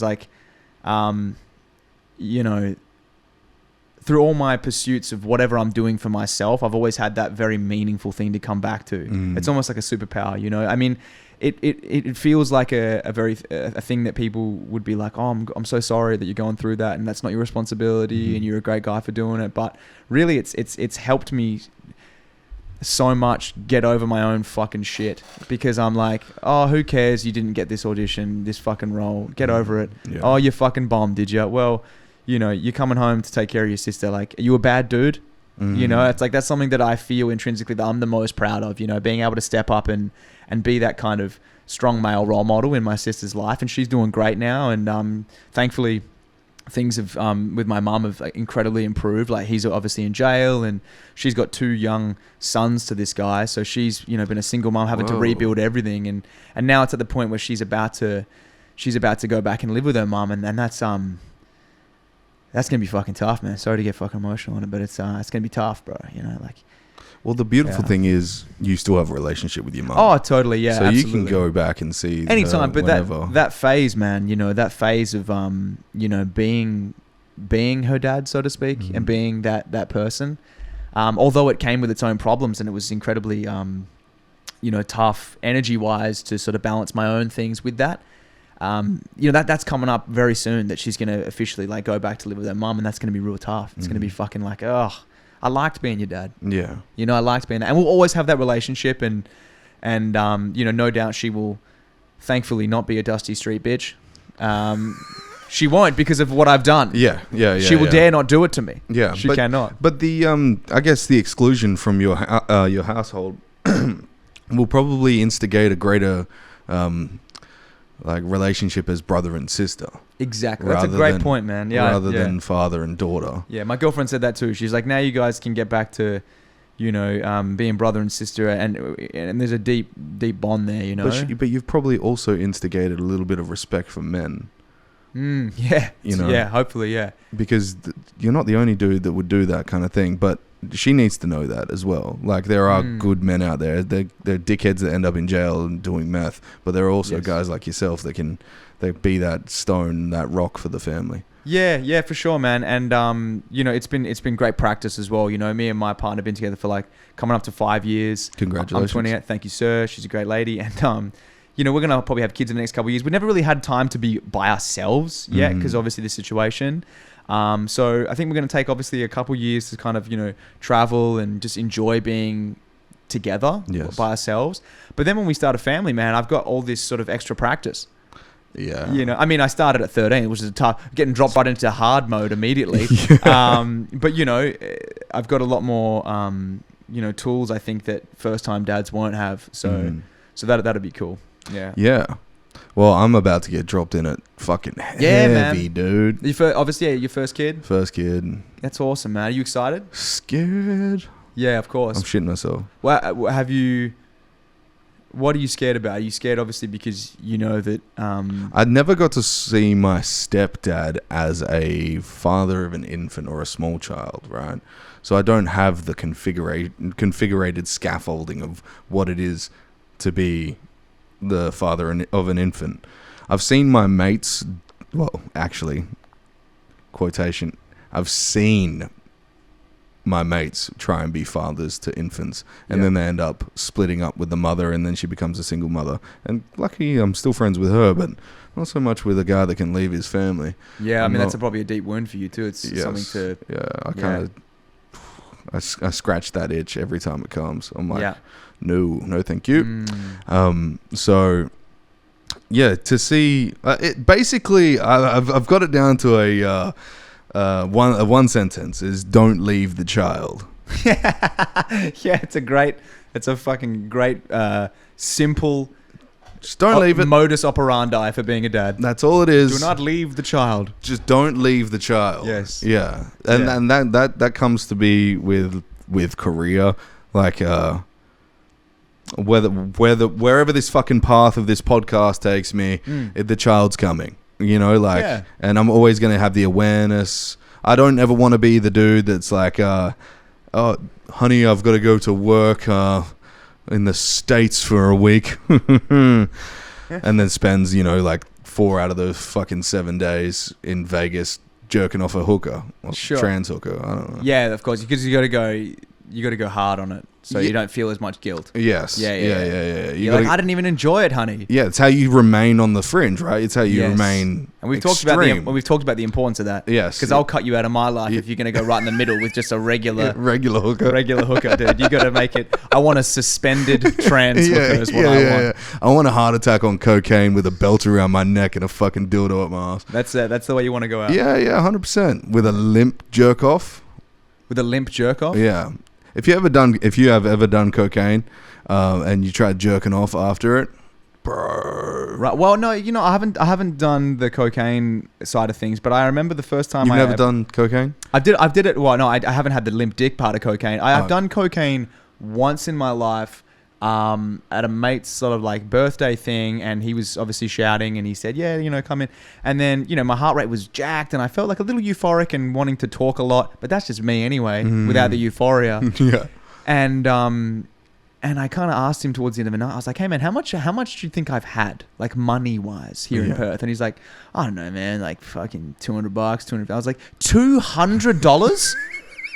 I've done $200 worth of cocaine, and this is how I feel. Yeah. Why do people get addicted to this? It's not that good. It's like, not I mean, that I'm gonna have a heart attack for 20 minutes, and then I'm like, I'm good, and then I'm like, I want to feel like I want to have a heart attack again. Yeah. Whereas, like, at least with, you know, MDMA and sort of ecstasy and stuff like that. Oh, you feel that shit. Oh my goodness! It was like the euphoria that washed over me, and like you're holding hands with a dude. Oh, and you're saying real things, like the things you feel, but suddenly it's just been turned up. You're like, I fucking love you so much, man. I can't believe I don't tell you more. And but my point is the first time I ever did MDMA at like a festival when I was like 20 something, I did it, and it was like the end of the festival, and I've gone to take a piss, and my penis is just, you know, like it's not there. Yeah. And I'm busting for a piss, and I'm trying to piss, and I can't. Like there's no connection to my penis. I can't piss, but I feel a full bladder wanting to piss. Whoa. And I think I'm keeping it together at the urinal, and I'm kind of shaking it and shit, and I'm like, hey, you look like an epileptic. Yeah, I'm just like, oh, it's okay. And I'm like thinking I'm being casual, and this angel of a man, God bless him, standing next to me at the urinal, just like turns to me and goes, it's pill dick, bro, don't stress. And I was like, what's pill dick, man? He's like, yeah, you can't piss, and you've had too much pills. And you've had too much ecstasy. I was like, is that a thing? He's like, it's going to be fine. It'll wear off and you'll be fine. And I was like, thank you so much, guy. And dude, I love you, man. You're a beautiful guy. I love you. And I don't tell you that enough. I don't tell you that enough. Thanks, Dad. And that was my dad. Yeah, that's where I was going. And that was my dad. So yeah, fucking pill dick's a thing. Yeah, well, allegedly, I've done it quite a few times in my life. I do not partake any longer. The last time I did do it, I had a nang. Oh wow. And I was on my bed, and and I fell back. I'd passed out, fell backwards on my neck. Oh yeah. So like my partner was just like, oh fuck, he's dead, you know, like, yes, I just took it too far, and I was like, I'm never doing this again. Yeah, you know, I was scared myself out of it again. That's a big thing, man, is getting scared from drugs. I mean, I've said this. I think I've said this once on a podcast before, but I'll give it the shorter version here. What scared me off drugs was that I smoked weed in high school, and I loved it. It was awesome. And then when I was 17, I went to Levers in Bali, and obviously mushies are a thing over there. And I remember thinking, I've taken drugs, and I want to do mushies and blah blah blah. And I took a shake the first time I did it, which was probably, I think in hindsight, about 2.5 grams or whatever of mushrooms. And I had what you should have. Mm-hmm. Like, everything was colorful, and it kind of felt like having a pill. Like, I felt very happy, but I didn't see Bigfoot. I didn't hallucinate. Right. And I'd grown up on cinema, where like hallucinations and stuff. So I was like, how cool would it be to hallucinate? I've got to do more. So the following night, like a local person we befriended gave me and my friend 2 bags of mushrooms. 2 bags. I remember because I counted them, Jake. There was 8 grams per. It was 8 mushrooms per bag. Mm-hmm. So we have 16 grams each if we want them. So we eat the first bag. So I've taken 8 grams. from not a seasoned driver. I'm 17. So I'm already, in terms of dosage that I now understand, I'm going to have questions answered that I didn't even ask. Yes. I'm going to see the devil and dance with him, right? Yes. It's going to be a hell of a journey. Dick, actually. Yeah. And get in a relationship with him for 3 years. And it's going to be rough. And classic psychedelic story, 45 minutes an hour in, I'm like, let's eat the second bag. No. So I eat the second bag. I've taken 16 grams of mushrooms, which I now know by seasoned drug takers, like 8 is a heavy dose. Yeah. 16, you might not come back. 5 is a hero's dose. Yeah, you might not come back. You might not. And lo and behold, obviously, the first bag starts to kick in shortly after. And I remember it sort of feeling like you're on a roller coaster going up before the drop. Yeah. But it just kept going. It just keeps going. And it's like, but it felt, I was like, oh, this is cool. And I was like, oh, enough. And it just kept going. And man, to summarize, the trip lasted like 9.5, 10 hours. I remember flashes of it. I blacked out for most of it. I was teleporting because I remember you would lose, like, I'd be looking at you and then I'm like, oh, I'm just going to go like grab a drink. And I would forget all that time. And the last thing I remember was looking at you and now I'm over here. I'm like, oh, I'm teleporting. Oh my God. And it was terrifying. Some of the highlights were it made me gay. Straight up. Like I remember with my mate at the beach, I was like, dude, we should have sex. And you know what he said to me? He said, not, I'm a man. He said, I'm your friend. I don't want to ruin this friendship. And I was like, what the hell, man? It'll bring us closer together. Because I had transcended sexuality. I was so fucking zonked. I was completely gone. Completely gone. That gay wasn't even a thing. I'm like, what the hell do you mean gay? I can come, you can come. It's going to feel amazing. That's a highlight. I remember I lost the ability to talk. Apparently I was talking, but like, all I would hear would just be like, yeah. And I would gauge off people's reactions if what I said was good or bad. So I would be, in my mind, doing a comedy show. You would be. I would be like, that's all I'd hear, and people would be like, "Fuck yeah, man, absolutely, dude, great point, awesome." And I'm like, "I did good," and then I'd be like, and they'd be like, you got to get him home, man. What the fuck was that? Why did he say that? And I'm like, oh, what did I say? Like in my head, it was bad, man. You're just like in a colorful, like fractal. Yeah, dude. I was out of my fucking mind, and it just was horrific. I pissed the bed, like it's everything. I took 5 grams of mushrooms going into a sensory deprivation float tank. Okay, so you're living life on hard mode as well. That was rough. Yeah, I came out of that and I had one of the guys I was working for this float tank center, right? Sure. Beyond Rest, shout out Beyond Rest. If you go to Beyond Rest and they have their lights on after 9 p.m. or 9:30 p.m. I'm in there and I'm doing mushrooms. Do not go in there unless you want me to be gay with you. Oh, shit. Well, I did these mushrooms. I get into the fucking into the tank. I can't explain to you what happened, but I know my brain became an orb of light that was shooting through galaxies that were made up of different things. Like I'd get shot through like a Cheerios galaxy, and just like seeing all these fucking crazy fractals and like hexagon symmetry and fucking all this crazy shit happening, right? And then this beam of light kind of like illuminates my feet, and I was like, whoa. And then this fucking beam of light's traveling up my legs, and then it goes into my fingertips, and then comes up through my heart. When it hits my heart, I'm like, love. And then it goes into my head, and then the light from the pod turned on. Wow. At the same time it came to my head, and I was like, oh, it's time to get out. It's like the ding on a microwave. You're done. And you're back. And you're back, right? I had this the only way I can explain it is like what are those electricians have 2 of those spikes and they put it on something to see if it's got electricity in it. Yeah, that conducts. I don't know what it is. Whatever the fuck those things are.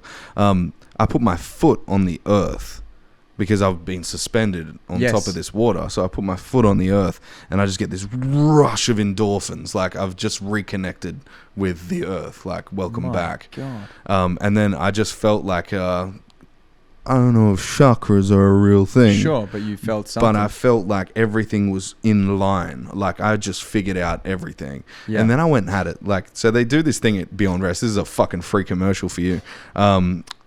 It's called reconnect. So when you get out, they go and you talk to someone. They're like, how was your experience? Did you feel anything? Da, da, da. I get out, but I'm the dude working there, right? So I get out, and the guy that's the intern, the guy that was the intern is like sitting across from me, and he's just telling me about his life.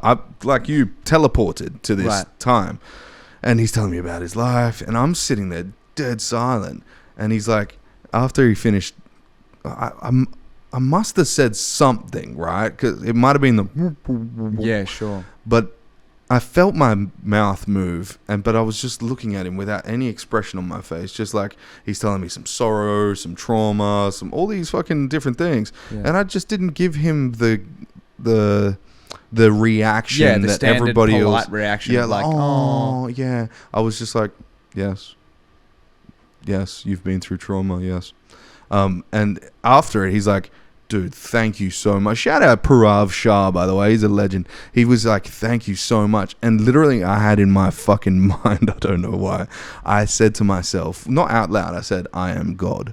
I am God. Yes. But it was like we are one and we are God. I am God. I am God, you're God, we're all God. Yeah. We're all flowing. And then I came back, and it literally was like a light switch. All the colors turned off. Yep, and back. And when I was back. So your experience is like a great promo for mushrooms. Mine was like the exact opposite, dude. Yours the government fucking advert against mine's it. Like fucking, I learned it from you, Dad. Like, it's like it will melt your brain. Yeah. And I guess it all comes down to dosage and what you're sort of ready. And like neuroplasticity, I was 17, you know, I don't know what age you were doing this at. I was not ready for this. And look, I point to that as like, I've struggled with anxiety over my life, over like infrequently. What does anxiety mean to you? Well, I would get, dude, for me, it would be like a dissociative thing. Ooh. So I would my anxiety would manifest in a way where I've become, it's like, I would imagine it like, suddenly I feel disconnected from the present moment, and I'm kind of like in the back of a movie theater in my own mind, watching at a distance from what's going on, and hyper vigilant of what's happening. You know, the classic, like there's a lion in the room, but it's like I would think things aren't real. It would be like being in a mushroom trip. It would be questioning reality, over-analyzing everything and panicking, like something's not right. Mm-hmm. Something's not right. And it would be like a disassociative feel. And the first anxiety attack I ever had was like 4 or 5 days after my mushroom trip back at home, because I started to feel that things weren't real still. And I very well could have been still kind of in and out of that trip. And it's something that I've had to sort of manage ever since. And ever since that point, if I try and touch weed, instant panic attack. Same. Instant. If I have a toke of it, the dissociative feeling hits me immediately, and I'm like, no. And it's like a trauma. It's like a PTSD response to mushrooms. It's like this dissociative feeling. And thankfully, like, I saw this hypnotherapist. She helped me so much. She explained what anxiety was on like a scientific level and what was happening to me. Right. And it's been hugely helpful. And there'll be periods where things go on and it might creep up on me. I feel fine, but then I'll start to every now and then feel that dissociative feeling. Mm-hmm. And for a while, man, I was terrified that I'd broken my brain. I'd heard stories of people that, you know, never come back from these trips, and I was like, that's me. I'm fucking done. I'm gone. Like I've ruined it. I've ruined my life. Yeah. And now I've just kind of realized that I perhaps just kind of, I've always been an anxious kid. I used to have night terrors growing up my whole life. Have these real bad night terrors, which is a form of anxiety. I think I just brought it into the daytime by doing 16 grams of mushrooms, and it just kind of, it crept its way in. I don't blame the mushrooms, but I mean, that dosage itself was too much for, I think, anyone. And especially at that time in my life, my parents were getting divorced, things were fucking crazy, and it opened a door that I was like, okay, cool. So there should be education around mushrooms, like, you know, do it at a certain time, you know, wait till your brain is kind of developed, do these dosages, and, you know, do it in a fucking flotation tank. Yeah. Don't do 16 grams in Kuta, Bali. Well, yeah, I've done mushrooms in Bali as well. Kuta, Poppy's Lane too. That's where I got them, baby. The monkey cage. Mm-hmm. Yeah. Fucking terrible, right? Yeah. Terrible memories. But I think it's important to rectify in yourself what you can handle. And if you know that you can handle being out in public, like being out in like a different country with a different climate, people speaking a different language. That's heavy. And then doing something that you've never done once before, but then like, let's 4x the dosage. Yes. 5x the dosage, whatever the fuck you did, you crazy fuck. Insanity. That's insanity. But if you're in a comfortable place, set and setting, really important, right? I was in a place that, to my deepest self, was comfortable with. Like, up to that point, I'd probably done 150 floats. Yeah. I was very comfortable getting in that tank. When you don't do that many floats, you think that you know when you're done. So that normally you do an hour, right? And some people are like, oh, I have things to do, so I won't do the whole hour. I'll just get out half an hour. But the struggle is staying in there when you have things to do. Yes. That's what you're there for, right? That's why you're there. Yeah. You have a whole hour. You dedicated an hour. Why are you getting out? Is your brain chatting too much? Is that what that is? The guy that owns the next door building, well, not building, one of the floors, it's called Where You Marketing, Brandon Willington. Yeah. Shout out, Brandon. He goes to Beyond Rest, and he's like, oh yeah, I did a float the other week, and I got out at like 40 minutes. I was like, I got shit to do. I'm in my head. I'm like, bro, that's the struggle. Yeah, you lost the battle. You lost the battle. Yeah, it's all right. Go again. Go again. That's the path. The battle is you didn't lose anything, right? Yeah. But the battle is that you didn't win anything either. Yeah, well, you failed to recognize what's actually happening. Exactly. Yeah. And that's something that hypnotherapy was super, super effective for, and I loved, is that I remember she explained to me what was going to happen. She told me everything that was going to happen. Like, she's like, you're gonna, she would sort of she sits you in this kind of like really comfy lazy boy chair. The temperature in the room is amazing. She puts these headphones on you that kind of oscillate volume between each ear. There's this very, very quiet kind of background music playing. And then she kind of speaks into like a little microphone into your ears and kind of like physically touches your wrists and stuff. And just kind of like, I mean, there's obviously a whole art to it, but she essentially explained it as she distracts your conscious mind with things so that she can talk to the subconscious. Yes. So she gets the busy fucking bodyguard out of the way that's always trying to solve things, like, fucking Brandon, and gives them shit to fucking worry about, and then suggests new ideas and new ways of thinking to the subconscious. And she explained to me, she was like, what's going to happen is you're going to be sitting there thinking, okay, is it working yet? Is it work? Oh, fuck, I'm too smart for it. Fuck, this is shit. How long till I can leave? Wonder if leaves feel things, Do leaves feel? I've stepped on a lot of leaves. Oh my God, I'm being hypnotized. And then you'll kind of, you'll come back to it and realize that you're like, and then you'll be like, oh fuck, I ruined it. I was, and then I'm, God damn it, and then you'll go deeper. Yeah. And then you go deeper. And she explained all of this, and it kind of all verbatim happened. And it's like, just everything that's happening is exactly what's supposed to happen. Yes. And it'll just kind of keep going and going. And I've been a few times since, and like the times afterwards, man, like, I love it. I feel like I'm taking drugs, because like, I can feel myself come out, and I'm like, oh, I'm about to go real deep now. And I can feel it.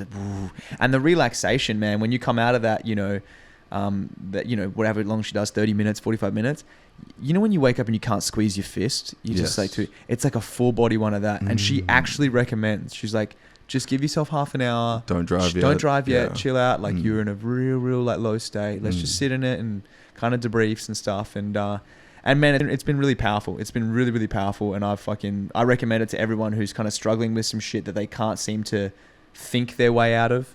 Because that's a big problem. Is everyone's like, I can't stop. I got to fix this. And I do this all the time. I'm like, I say to my partner, I try and win the day at 10 p.m. at night. I'll have this day, and whatever's happened through the day has happened. And then at 9:30, 10 o'clock at night, I'm laying down and I'm like, I'm a fucking loser and I don't do enough. And I'm going to win the day now. Let's send some emails. Let's get out. And I'm like, that's pure anxiety of your brain. It's just an anxious thought of your brain being like, dude, the day's done. Yes. It's over. There's no stakes. Go to bed, reset, turn your brain off, and thinking's not going to solve this one. So, yeah. Do hypnotherapy, people. Get out and do it. I've tried it, man. I've tried it. I think it's important to have headphones, because the lady that I went to, she did it over a speaker, and then she gave you a recording. and because they give you what's that? Just binaural beats. You know, the one frequency in one ear and the other frequency in another ear. When it's through headphones, you can't really hear the waves clashing. So it does.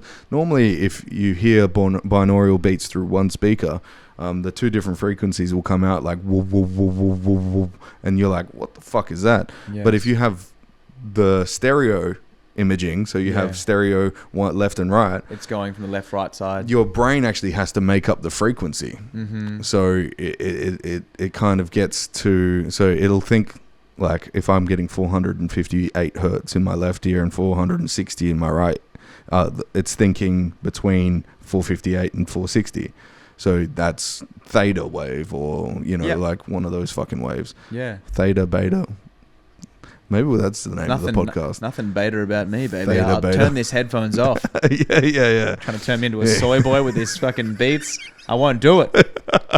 Well, that's probably your forebrain fixing you up on that. I wonder how much comes from like dabbling in like binaural beats, hypnotherapy prior to the complete development of the prefrontal cortex.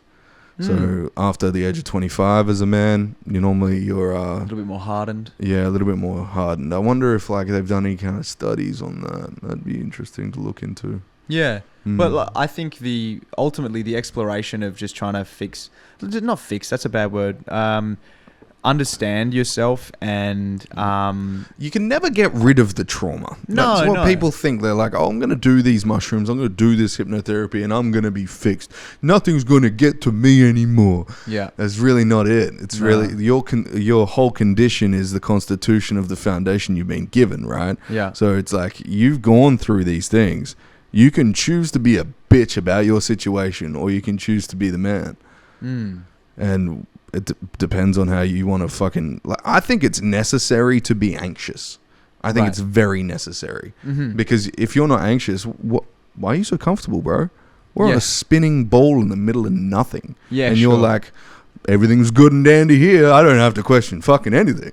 God, I tell you what though, those people, I think that's just us being like, it's good to be anxious. I'm like, it looks great to be gorgeous and dumb. It looks fucking unbelievable. On paper.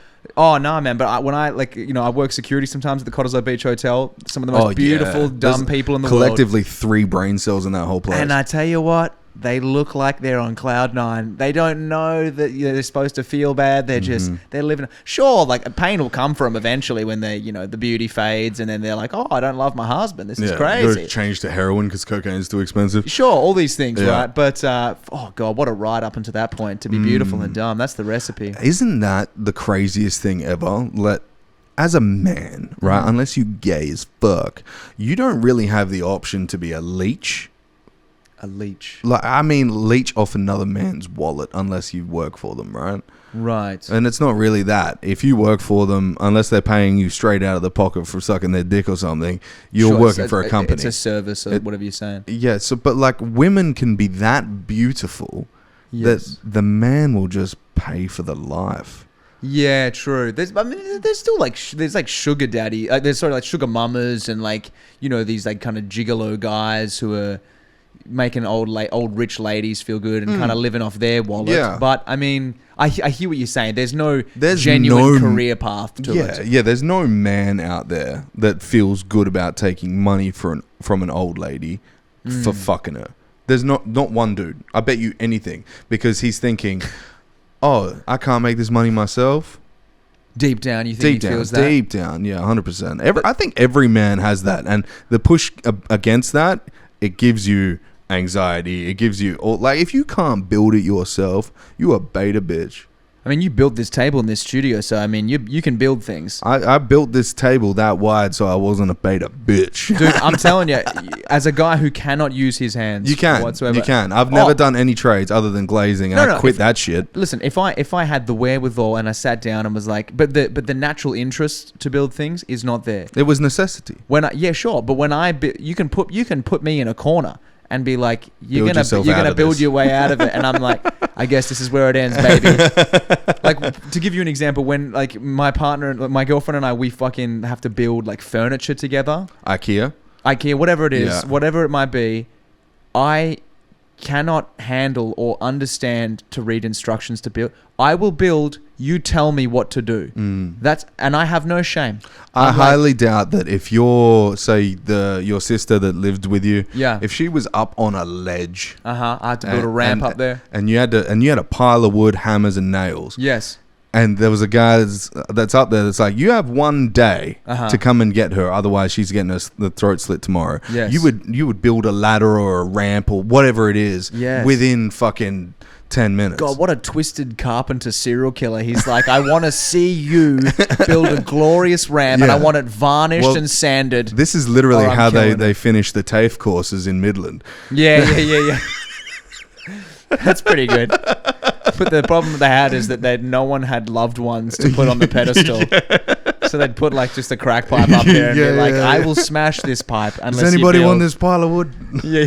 Why did I do that accent? That's a great accent, man. I couldn't pinpoint it so it's not racist. Oh, awesome. Beautiful. That's a little trick of the trade. I'm part Aboriginal, so I'm allowed to do that. You can do whatever you like, my friend. I don't give a fuck. But yeah, so as far as the practical application and building of things, I mean, I'm not across that, but as far as fundamentally the things that make you feel like good as a man, I do agree with that. Like being physically fit. I have good friends who are artists and stuff, and they struggle with depression and problems. And I don't want to be the guy that, and I know things can be complicated, but I'm telling you, man, you have no community.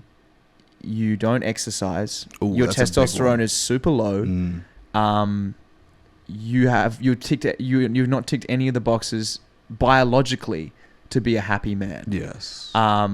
Put aside any situation, you need to fucking exercise difficultly, and you need to do it preferably within a community. Like go to a fucking CrossFit class, whatever, MMA gym, Muay Thai. Do something physical and uncomfortable in a community, and kind of earn that biological self-esteem through dopamine, through exercise. It will make you a better father, a better husband, a better artist. It will make you better. And it doesn't mean that you need to fucking ignore hearing how your wife's day was. You can do it all. But don't ignore those sides of things, you know? Well, community and tribalism back in the day, when you had to hunt like wildebeest and shit, you couldn't go out there as a single person. You had to go out there as a tribesman. There would be multiple people to take down a big animal, right? Yeah. So just running like at a pace and lifting heavy things, and maybe like the actions of climbing, like you've seen those ladder machines at the gym, all that kind of stuff. All of those cardiovascular type machines and even just running in the park, you will have endorphins coming out like you're hunting a fucking animal if you think about it, right? And then if you've done the work, if you've really put in a good workout, you get home and you feel good. You feel like you've done a service to your family. Yeah. Because nobody can touch that fuse. It's so fucking long. That fuse will never reach that bomb. Yeah. Who gives a fuck? You ain't doing shit. There is that for sure. And I think that there's like, I'm of the opinion that there's just self-esteem has to be built with the self. It can't come from other people. It can't be people telling you that you're good. You need to do things on your own within a community if you need to. That are difficult, that you don't think you can do, that you incrementally build momentum in and achieve little goals, and then that builds the self-esteem. It's like you respect yourself. I talk about it with fighters all the time, especially after a fight camp. I felt this myself. You're so disciplined. You're not eating the things that you want to eat. You're tuned in. You're scared because you've fucking got a fight coming up. You're terrified of how it's going to go, but you still do it.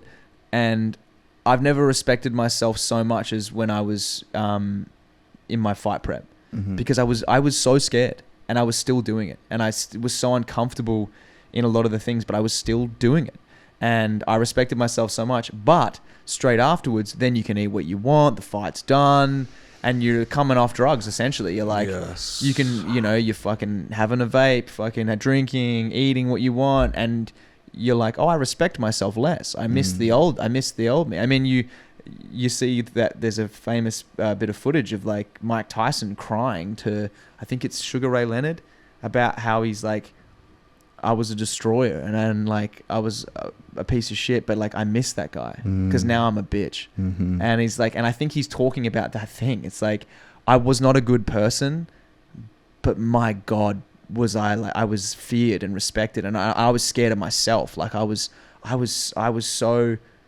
zoned in and so disciplined, and I respected myself so much. But that guy was not going to be a good dad and was not going to be a good businessman and stuff. So I mean, that's obviously on the extreme, but I understand that feeling of when you do things that are really hard and that you're scared to do, you respect yourself more.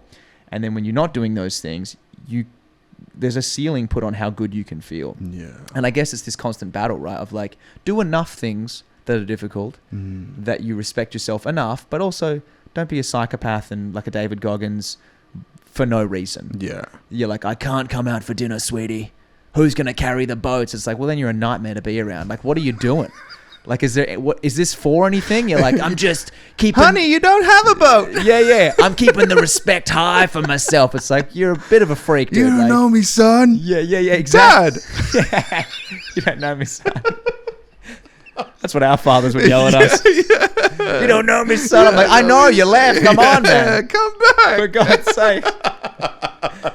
I'd love to get to know you. Yeah. But, I mean, that's a balance I'm always trying to strike, you know. But fuck, covered a lot of topics. Yeah, we have covered a lot. I like it. We have. What's the fucking time? I don't know. What is it? Nearly 4:20. Fuck yeah, bro. Very nice. I hope people are still with us. They will be, of course. It's you, God bro. bless them. It's you. Yeah, that's right. Shit. So your last movie that you did, or feature that you did, you were a villain. Yeah, dude, I get cast in villains a lot. I did a TV series called Mystery Road. It's like it was an Australian film. Mystery Road, take me home home to the place that's unknown. Because it's a mystery.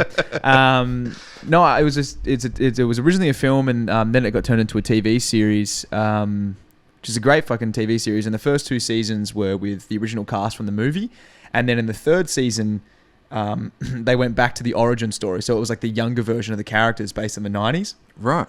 And it was like a whole new, I mean, same characters, but younger versions of themselves. Mm-hmm. And it's like an outback mystery cop drama, essentially. But it's really cool. Like, if you check it out, it's very like American style, neo-Western. The cinematography is beautiful. The stories are very dark and like gritty, and there's nuance and there's violence. And, you know, it's a cool series. And in season 3, I auditioned and kind of played one of the main villains in that. It was like a neo-Nazi guy, which was so fucking fun in the sense of... Hit home. Yeah, it was easy. I was on set and they were like, we're not even rolling yet. Stop abusing that brown medicine. Stop kicking the black guy. Yeah, like, why is he here? But no, like, it was so transformative in terms of like visually. Like, they shaved my head. I had longer hair at the time. I got to pick my own tattoos. They were like, what do you think? Were they just spray-ons? No, they were like, they were like, they're not spray-ons, but they were like these like real heavy-duty like ones that would just lay on, but they're real hard to scrub off. Yeah, like, those are the ones that last like 2 weeks. Yes, right? correct. Yeah, okay. And you got to use like this alcohol sort of solution to get them off and stuff. But that's what these are. Stop it, you. No, seriously. They're real. Yeah, of course. How dare you? I knew it. But so I got to just design my own character essentially, and that was what I mean, it was such a dream, man, because it was like my first like big major TV role. And, you know, it was like being a kid. It was like playing professional dress-ups. They were like, what do you think? It was a true collaboration. Whoa. They were like, oh, no, what do you think about this character? No one just telling me what to do. They were like, no, what do you think? That's cool. cool. Shaved head? I was like, yeah, for sure. They're like, sick, we'll shave your head. And I was making choices, like I dieted down to make myself like real kind of lean and also gaunt, so my face looked more menacing. You did look quite shredded on the posters. Yeah, so I wanted to just look a little bit more physical, you know, and it wasn't like a vanity thing. It was like a character thing. I was like, I want this guy to kind of be just fucking weird and angular and strange. And so I got these tattoos and I looked Epic different. jawline, by the way. Thank you so much, bro. Yeah. I'm trying to cover it up with a bit of prepubescent fluff at the moment, just to mix things up. That's mine's back new there. That's how all beards should be. Yeah. This is purely makeup. Covering shame. Yeah. I look like a 12-year-old lesbian behind this. Oh, that's beautiful. I know. That's funny. But yeah, so when I was on set, I mean, I remember it was just a dream in the sense of, my favorite thing about acting is it's like we all get the script and then I think, but how can I do it? Like, what's the ideas that I can bring to this that are going to be unique, that will serve the story, but it would still work, but it's more interesting. So there was this scene. Do you have to take into other people's thoughts on that as well, though?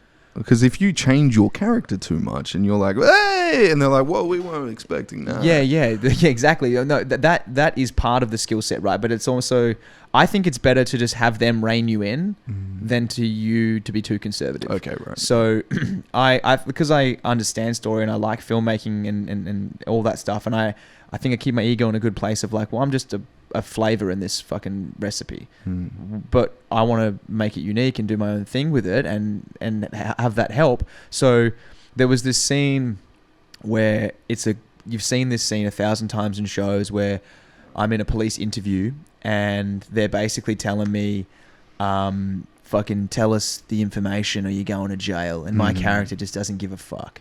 He's just like, whatever. And the script was the script. And I remember the night before shooting, I thought to myself, I was like, fucking, like, this is a very basic scene, but how can I play it in some kind of unique way? Like, what's a character thing that I can do? And I just had this idea, and it's always sort of been natural to me just to be like, just a bit of a sarcastic, cheeky fuck. I was like, I'm just going to lean into it. And rather than kind of have this I don't care attitude, I'm going to play it like, I know this is really bad. This is super bad. How can we get out of this? So deranged. Exactly. Whoa. So I've been like, no, like, and without changing the words, my energy being like, I'm listening to you. I'm scared. I'm sorry. That was all underneath all of the words. And, but because I've got a shaved head and fucking swastikas tatted all over me, I know that it's going to play as like, oh, this dude is a psycho. He doesn't care. Yeah. And I remember we got to set and, it was just a busy day. Like they were running behind as they sometimes do. And they're just kind of like trying to get it done. And the director comes up to me and he's like, hey, so yeah, this scene, you fucking, you don't give a fuck about going to jail. So maybe you just, maybe you're tough and but the basic way of playing it. And I remember feeling like, okay, maybe I should just shut my fucking mouth and just do what he said. And I had this thought where I was like, nah, fuck it. You can do a retake if they don't like it. Yeah. Exactly. So I was like, hey man, do you mind if I just I just want to give it a go and just maybe play it overly sincere and that I'm actually worried and I think it'll read as like, a little bit fucking fucked up. And he was just like, yeah, that sounds way better. Do that. Try that. And then he jumps out of the room. We do the first take and I'm in this scene with this great Australian actor named Steve Bisley. He's been around. He's in the original Mad Max. Okay. Been around for a long, long time. And I felt like when we started the scene we're setting up, like Steve's kind of just like, he's been acting for 30, 40 years. Yeah. He's just like, this is just a fucking another day for me. I've seen everything. And we start this basic scene and just like the way I'm starting to sort of play it a little bit, it kind of I just saw him kind of light up a little bit. Like, oh, this kid came to do something. Like he wants to try some shit. Like, oh, cool. Like we're not just going to do a basic scene. And then he kind of, was like a little bit more zoned in. And then I remember like after the first take, the director comes in and it's just like, fuck yes. Like that's fucking sick. I love what you did there. Like, let's do that again. Pick it up. Like, let's go. And I was like, holy shit, this is what acting is. I fucking love this shit. Like this is, I had an idea. It works. They're loving it. We're collaborating and we're all fucking making this thing together. And it ended up being sort of, the people that did see it and people that were involved with the production. And then I've since worked with, again, they were like, man, like you were fucking great. Your character was so great in that show. And that one scene, like they keep talking about that scene. They're like, oh, that scene, man, when you were in there, that was great. Because I don't have that much screen time. Like I was in, maybe 5 or 6 scenes, but my character was kind of this pivotal villain. But it was just that one decision to be like, no, I think rather than, I'm just going to give it a go. Like my instinct tells me, let's play this way. And it just happened to work. And I've also been on jobs where I had those same instincts about things and they were like, hey, how about you shut up? And you say exactly what I wrote the way that I want it done. Whoa. And I'm like, oh, okay, cool, that's fine. I think that my opinion is that way is fucking, that's not how people talk. Yeah. And that's going to be shit. And in my opinion, the product sucked at the end. But I'm also hired to do a job. And in that situation, at least that's the worst that can happen. Yeah. They go, we're not here for your ideas, little boy. We want you to say, I mean, I've said this before, but the way it happened was there was a line where, it was right after Mystery Road. I've gone from playing a neo-Nazi to this gay guy who's going to have a threesome with these 2 older guys who are like trying to spice their relationship up. And they're like super uncomfortable, but I'm kind of like the young, free, confident one that's like, boys, we're going to fuck. It's going to be amazing. Stop, relax. Come on. We're going to all jerk each other up. It's going to be great. And there's like this little cheeky line beforehand where he's making drinks and he's like, oh, do you want like a lemon or lime? And I'm like, squeeze of both if you don't mind. Like it's like a little, ooh, like I'm going to have both of you. Yeah. And we go to do the take. 3, 2, 1, action. He's like, oh, you know, like lemon or lime. And I'm like, I'll have a squeeze of both if you don't mind. And he's like, and then they're like, cut. I'm like, what? Cut. And they're like, the script supervisor comes over holding the script, and they're like, no. hey, your line is squeeze of both if you don't mind. And I went, that's what I said. I said that, didn't I? They went, no, you said something different. I went, oh my God, I'm fucking so sorry. What the hell? I swear I said, I'll have a squeeze of both if you don't mind. And she goes, yeah, what are you saying there? If you don't mind. No, and I said, I'll have a squeeze of both if you don't mind. And she goes, yeah, your line is squeeze of both if you don't mind. She's like, don't add the I'll have her. And I was like, oh, but that's the exact same thing. And that's actually that's how people talk. Yeah. Like people don't, like I'm not Sean Connery. Have a squeeze of both if you don't mind. Yeah, but I'm not like Sean Connery, like squeeze of both if you don't mind. You know, like that's a very weird, you know, like I would say, if someone asked me, would you like a squeeze of lemon or lime? I'd be like, I'll have a squeeze of both if you don't mind. Like it's still the same sexy, cheeky. Yeah. And they were so down to the fuck you. You say exactly that, and that's it. And after that, I was like, isn't a gay guy more likely to refer to himself in every sentence anyway? They love themselves quite a lot. I'm inside the character. I'm You're living it. I got right? an earring. I got blonde tips. I'm going to say I'll have a... So look, after that, I was like, cool, this is not a collaboration. That's cool. You just want me to fucking stand here and say things and look a certain way. And that's what some jobs are too. So that's it. But yeah, look, I think for me, man, at the moment, comedy is my main thing. I fucking love that. That's my goal, my career trajectory, and what I want to make my living off. And acting is kind of... I love it. And if I get opportunities in it, like this show that I'm shooting now, that's shooting here in WA, awesome. And if I don't, great. Cool. It'll bounce between, dude. Yeah. For sure. The more you upgrade in comedy, just like it happens over in Hollywood, bro. Sure. Like back in the day. Not so much anymore. Yeah. Like, but if you've got an audience following you, they're like, oh, cool, put him in something. Yeah. You have to do some outlandish shit these days to, like, what is it? I think you should leave. You seen that? Yeah, great. Yeah, my mates absolutely love it. It's so specific. Yeah. Like, that guy isn't probably going to get on, like, Jay Leno. Or no, they don't even have Jimmy Fallon. There you go. Sure, yes. But, you know, like, that's iconic. Absolutely. Because, like, it's extreme, like we were talking about, right? Mm-hmm. Like, he just absolutely goes batshit crazy. Yeah. That's probably the same reason as to why Dave Chappelle's fucking Chappelle Show will always reign as the best comedy show on television, in my opinion, ever. The best sketch show ever, yeah. Yeah, for sure. Yeah. But yeah, they'll go hand in hand for sure. You will get gigs from comedy in acting and vice versa. Yeah. Yeah. Yeah, but I think the important thing is it's not a tactical decision for me. I'm like, I like comedy, that I'm purely wanting to get better at it because I love doing it and I want to get better at it. And the funnier I can be and the more I understand about how to be funny as a stand-up comic, and how to write jokes and how to connect with more people on stuff, then fucking that's all I want to do. Anything that comes from it is sweet. I've got a great girlfriend. I've got my family. I've got my community. I like who I am. As long as I have enough money to get by and provide a good lifestyle, then that's it. I don't care. I don't care if I'm not in the Avengers. I don't care if I don't sell out arenas. It's just like, I just want to be known as someone who is really fucking good and enjoys what they're doing. That's it. You know? That's probably the best philosophy I've heard on this whole fucking show the entire time I've done it. You want to do enough to get by, but you're hopeful. I love that. Yeah. That's I'm always perfect. hopeful. I'll take every opportunity that people want to give me. Even if I think I'm not ready for it, I will do my absolute best and but have right the audacity. There, even if I'm not ready for it. Yeah. You know, that's crazy because everybody expects like that they're going to be number one. Like, I should have been fucking put in that role, or I should be the best rapper, or I should be the best comedian. Like, look at me. But you're like, yeah, I'll take it. Like, yeah, I'm good. I'll give it a good crack. I value what I can do, and if you guys want that, I will give you the best fucking possible version of that. If you don't want that, that's absolutely fine. Or if I don't have the right skill set, that is cool. But I'm not going to be something that I'm not. I value what I can do. If you want it, awesome. If you don't, fucking, that's all good. Humble without talent is humility wasted. Humble without talent is humility wasted. So what are you humble about? Because you got nothing to be. Is that sort of the thing? Yeah. Why are you humble? You haven't worked for shit. Yeah, sure. You know, it's easy to be humble if you ain't got shit. Yeah.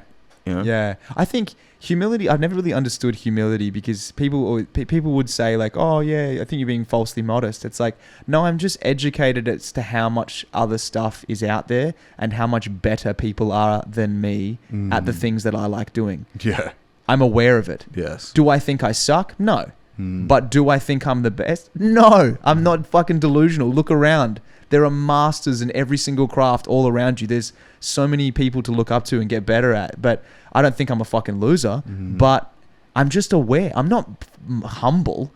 I just am aware as to what I can improve on. I fucking love what I do and I think I'm good. Otherwise, I wouldn't try and do it. But yeah, I think humility is just being smart. Yes. Just knowing how much better other people can be. Open your fucking eyes. Go watch a comedy show. One of my favorite quotes, and I don't know who the fuck said it, but it was, I am the best in the world, but I am better than no man. Oh, that's cool. You know, because it's like, yeah, in your world. Yes. You know, like, if you think that, if you have the confidence to say, I am better than everyone in the world, but I am better than no one. You're like, well, hold on. What are you better at? Because if you put yourself at, like, it's an oxymoron if you really think of it as the quote. If you think too hard about something, you just fuck the quote. But on surface level, it's like it makes complete sense. Yeah. You're like, I'm better than everyone, but I'm better than no man. It's like, whoa, dude. Like, stoically, in philosophy, that means a lot. But if you're on drugs and just say it like to your mate while you're on ketamine, like, means I did fucking cocaine once and off a leaf. And I got it from a guy, and he had a hat on, and on that hat there was a tuna smoking a dart. Right. And it's an awesome hat. And it was ketamine, so I should have fucking known. Right. Okay. Sure. Yeah. I don't know how that applied to that quote, but better than no man. Better than no man. I see. Yeah. I think the humility thing, loyalty's never made sense to me either. Like loyalty, I don't get that. Have you ever been cheated on? Yes, I have. Yeah, my previous long-term relationship, she cheated. Do you not think she was disloyal by cheating? Or did you all like have a sex party? No. Well, no, yeah, that's a good point, man, for sure. But I think kind of what you're saying earlier about, you know, if you are fucked up to other people, you fucked up your own life. It was kind of that perspective where the same way I'm talking about how I view my abilities in work and life, I'm not perfect, but I'm pretty good.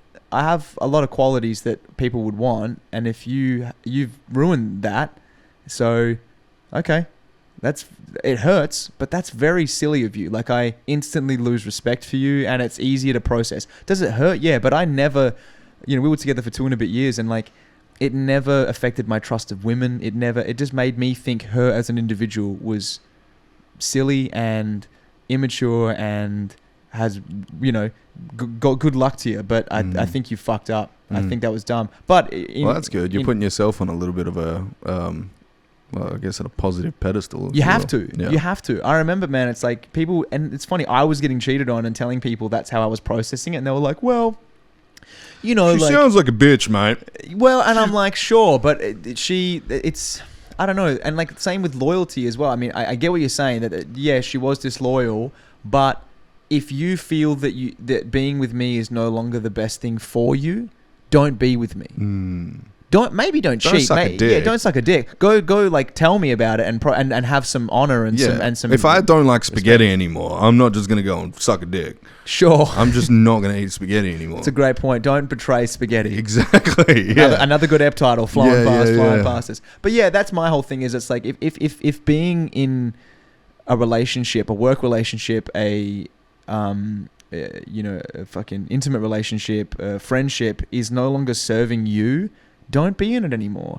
Or serving the other person as well. If it's no longer mutually beneficial, then don't do it. Yes. What is loyalty? I don't understand this whole thing of like, yeah, but I made a commitment. It's like, yeah, sure, honor the commitment, but also do the right thing by yourself and by other people by doing the honorable way of exiting that commitment. Yeah, but that's the same, like, that's the same argument fat people have about health. Okay. They're like, what is health? You're like, really? It's not eating those foods, right? It's like, don't eat the dick.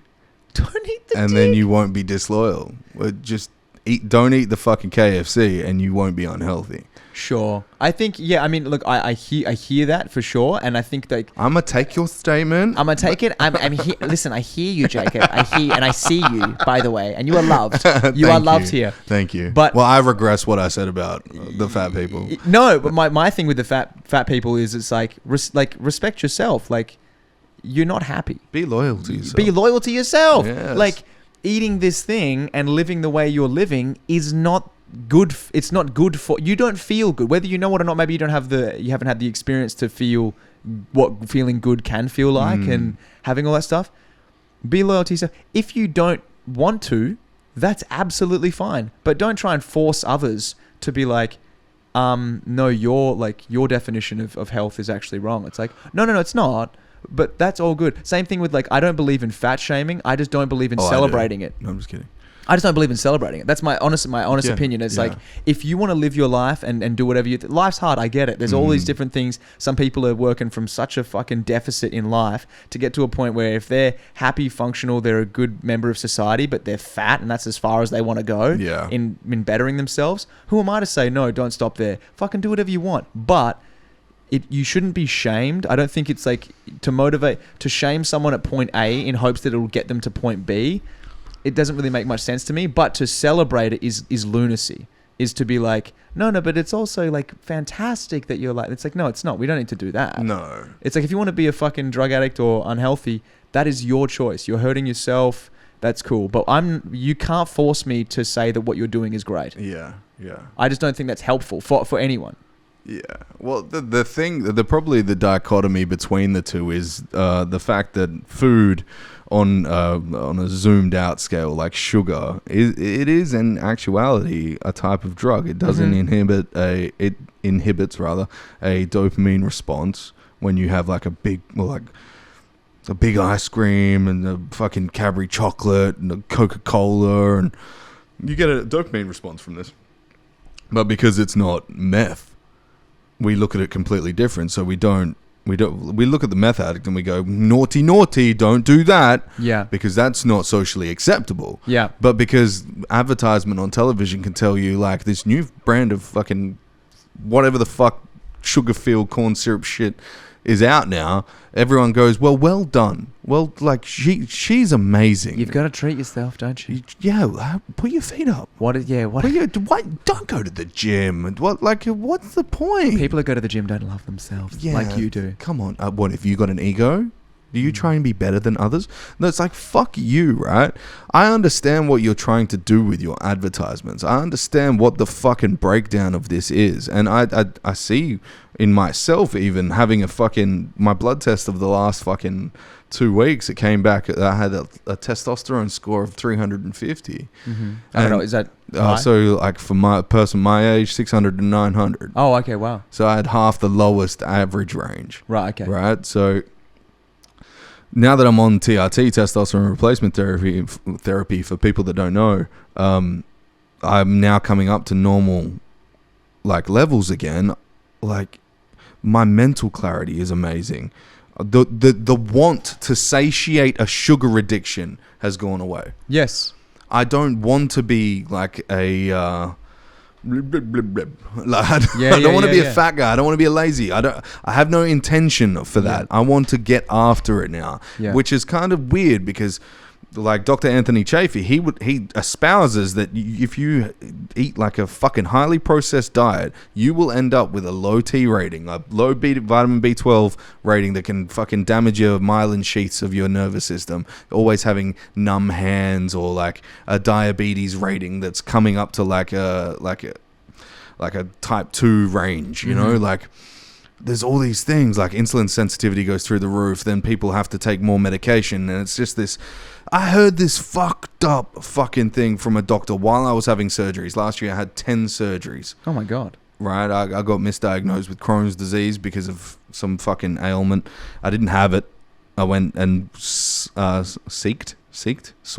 after more knowledge from other doctors. I went private. Very, very private actually. And it's like, this guy doesn't really fuck with like the public, right? And he's like, yeah, let's let's look at you, and had a colonoscopy, and he's like, dude, you don't have Crohn's disease. They just fucked you up. And I was like, oh, fuck. Yeah. So I'm having literally in 5 days my last surgery. Okay. And fucking hurrah, it's all over, right? Yeah, nice. But I heard a doctor say to another doctor, and this was a training session, we can't operate if they're too healthy, and we can't operate if they're too sick. We need them somewhere in the middle. Okay. And I was like, what? What kind of problems is presented by being too healthy? I don't know. know. Maybe like there's nothing they can do if the person can walk out, or like there's not, right. There's no money in sick people and like too sick of people, because it's just deathbed material, and healthy people. There's money in sick people. So like a general rule, they need, the money is made in the middle.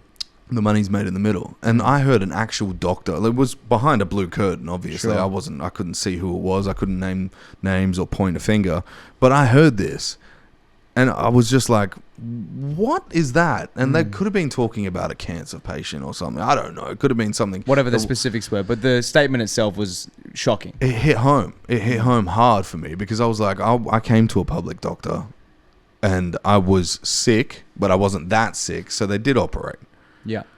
If I exhibited some form of further sickness or illness, they probably wouldn't have operated. They'd probably do a further test or something like that, and I probably wouldn't end up in that predicament. But when you're looking at like health for fat people, they're like, as much as I hate to think that a government or regime would want to do this kind of stuff, like there's probably some fucking systematic approach to keeping people unhealthy, so it keeps the medical systems going. Sure. You know? Yeah, well, any time there's money to be made, I mean, without getting too conspiracy theory about it, it's like, if there's money to be made, there's going to be people trying to benefit from that. Yes. And lobbyists, when they start giving funding to like cancer corporations, and they're also funding like Kellogg's and sugar corporations, you're like, well, where's the intermediary? Well, that's just good investment. Let's not slander that. I mean, they're getting both sides of the coin. Yeah. It's like if one drops, the other bumps up. I mean, that's bullets and band-aids. That's solid advice from an investor standpoint. Yeah. From a living standpoint, horrific horror story. But yeah, I get it. And you said something about like food being like a dopamine hit. And my partner's a nutritionist. And one thing I asked her this the other day, I was like, do you ask this with your clients? Because obviously you get people that are coming to you for nutrition advice or for a nutritionist. They could be athletes who are looking to fine tune things for performance, but you also could be people, and a lot of the time it's like people who just have no education around how to eat, how to feel good and let food and help them in that way. And it's interesting. But I said to her, do you ever like hear about their lives and their background and what's going on with them and assess to yourself whether they're using food as their dopamine source? Like sugar and food is their only source of dopamine. So you're looking at their life, you're like, okay, so you're single, you're not having much sex, you're not getting dopamine from that. Or maybe you are together, but you're very unhappy. Okay, you're not exercising regularly. You have no real sense of community, it sounds like. You're not doing these things that are giving you the traditional dopamine, the healthy dopamine hits. And now I'm trying to get you to give up your last dopamine hit, because those would be the people that don't stick to it. Because what you're really asking them is to not feel good. Yes. And no one's going to do that. So I asked her, I was like, do you ever make that assessment with people, I mean, without them feeling judged, and encourage them to replace the dopamine source before you take one away? And she was like, no, that's fucking interesting. Like, I probably should consider that a bit more, because I think that's what a lot of people don't realize when they are really dependent on sugar and food, and they are unhealthy. Did you tell your missus to jerk someone off? I was like, give up sugar and jerk them off. I was like, you need to give them a release before you take away the Mars bar. You must make them come, baby. Have you heard of brothels? Yeah.